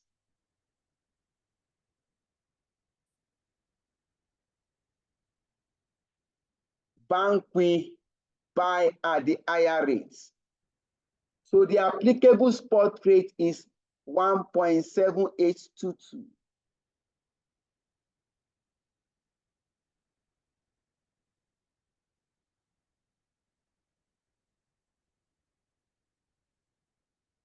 Using the rate, spot rate of 1.7822.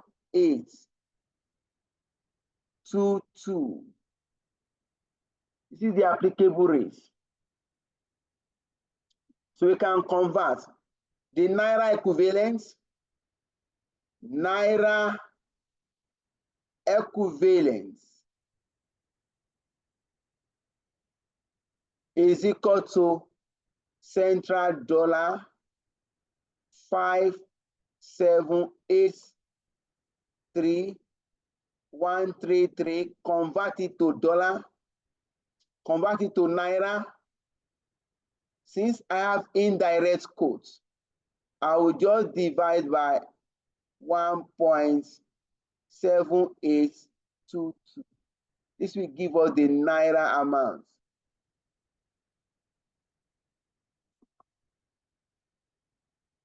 Please convert. What do we have? It's 3,244,941.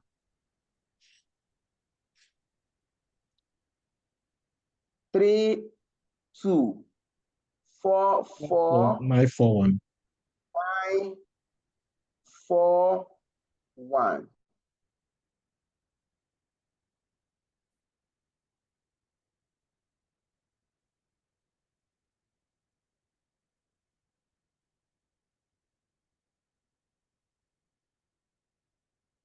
This is the Naira amount. We assume that the company has borrowed the money immediately. The company has converted it to Naira. The next question is step 4. What will the company do with the money? He has converted it to Naira now. Company can do whatever he likes with his money. But for the purpose of this exam, we are going to assume that the company will invest this money for 3 months. The transaction is for 3 months. Now go to step 4.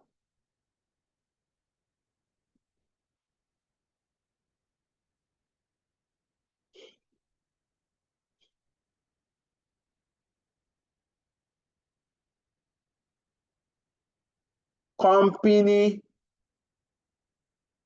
will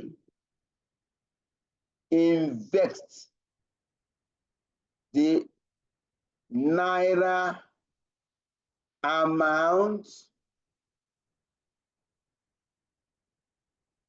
for 3 months.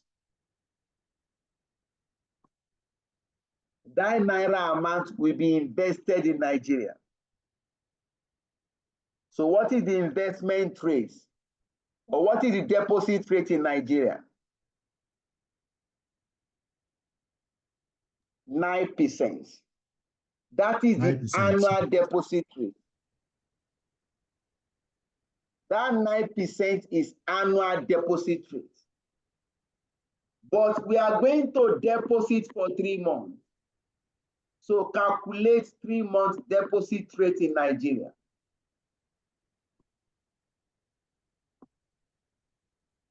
Calculate 3 month deposit rate in Nigeria. That becomes 3 months deposit rate is 2.5. over 12 multiplied by 9%. That will give us 2.25. We can now determine amount to be expected in 3 months. Expected naira amounts.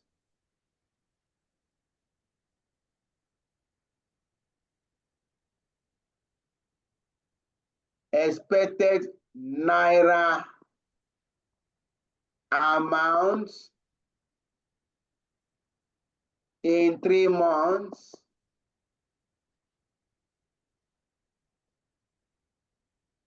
In 3 months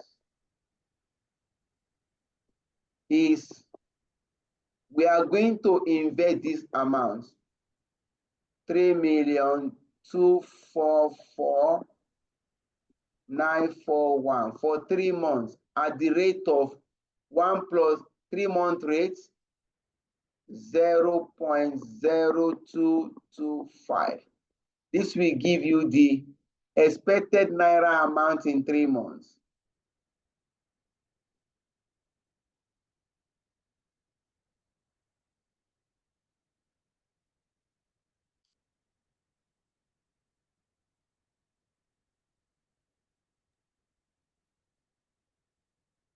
It's 33,17952. This is equal to naira 3,317 952. 952. That is the naira amount we are going to expect in 3 months. If we hedge with money markets, the naira amount expected in 3 months is naira, expected naira is equal to 3,317,590.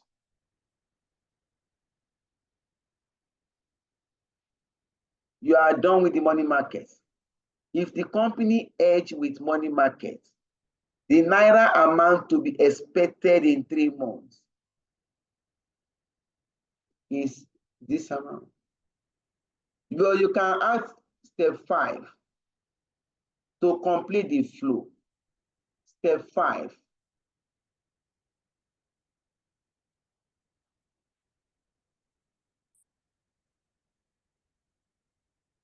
In 3 months' time,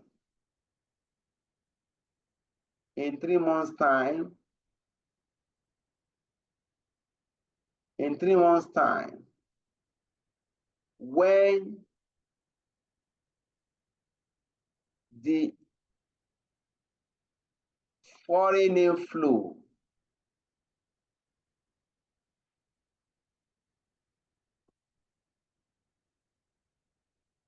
is received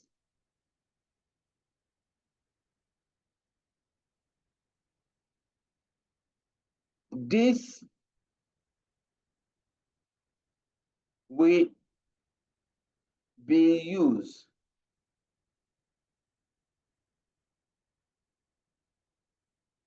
to repay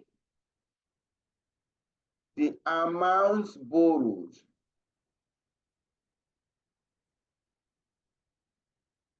and the interest payable.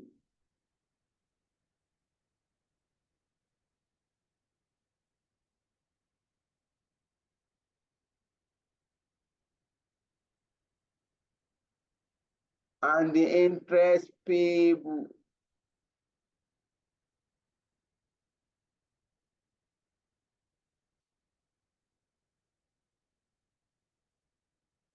The company can now liquidate the local investment. The company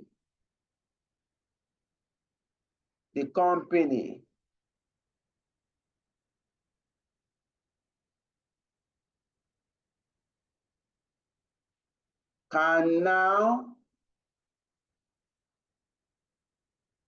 liquidate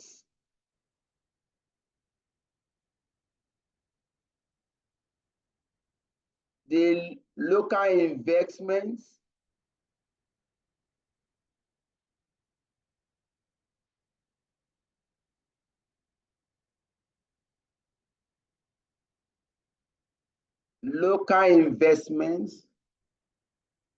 can now liquidate local investments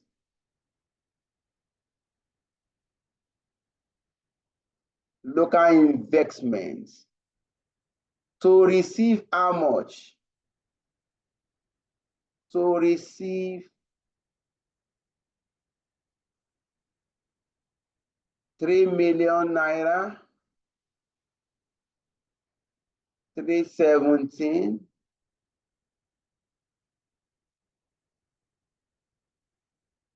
952. We are done with the hedging.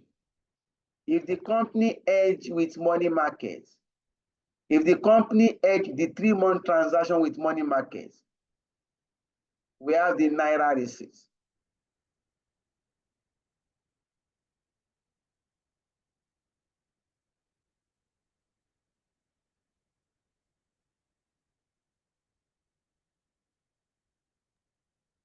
The question has what if whether a forward market edge.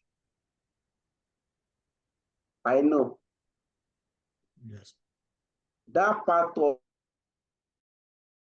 this says recommend whether we should use forward market edge or money market edge for this transaction, for this 3-month transaction. Let's compare which one is better. We can now recommend. I know.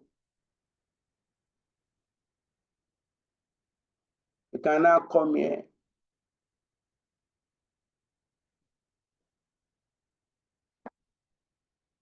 Just go down a bit. We have for 3 months expected receipts. If we hedge with forward market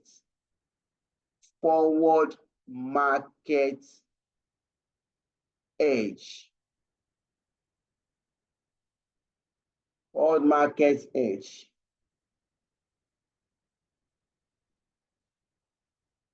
the Naira amount is 3 million 361.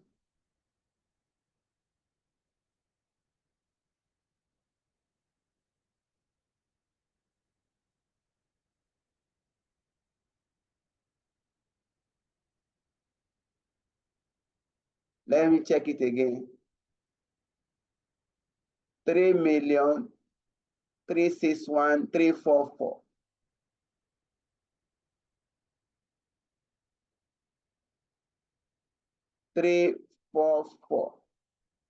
If we hedge with money markets,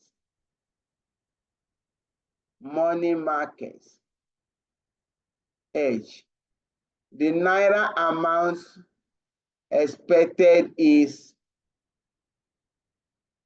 3,317,954. Which one is giving us the higher naira receipts expected?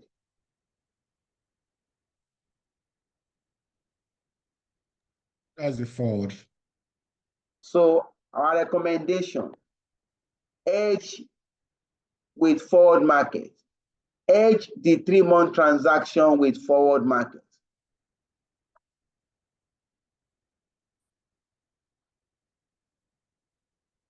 Recommendation.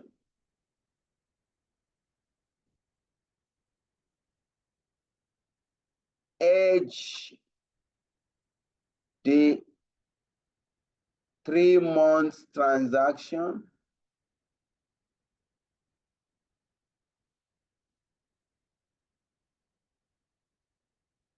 with forward market. That is the end of that question.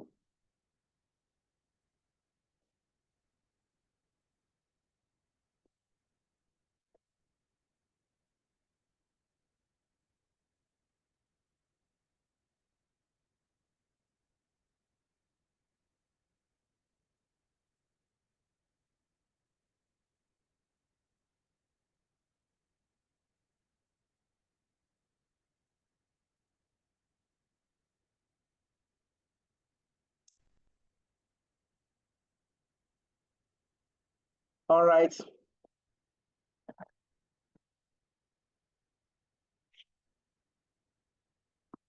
Thank God for his mercy. Round up this class.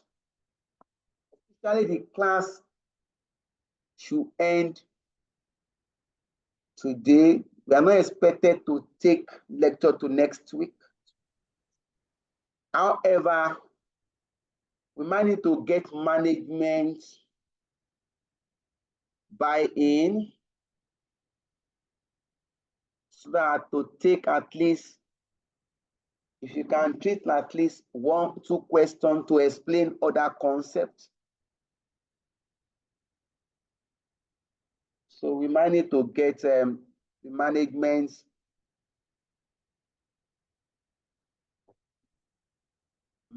approval to have a class next week. Do have a blessed evening. Any questions? Excuse me, please. Please, that extra class will be helpful. I am aware that maybe 1 or 2 other facilitators have also considered maybe 1 extra lecture, because without that extra question that you are thinking of, I'm sure there are other concepts that will be very unclear without your clarification. Yes, of course. So the same thing, I also agree with you. That's why after the class, we'll do a discussion with the management to tell them that we want to run a class next week so that we can touch the other areas of currency hedging. All right. May God give us a better understanding.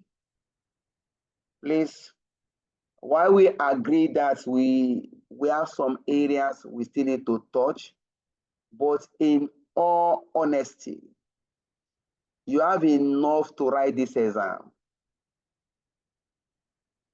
if you review what we have done so far, we have sufficiently to be able to write this exam and score at least 60%. May God direct our steps to success. Good night. Let's remain blessed. All right, good night all. I will be Thank you, checking sir. out.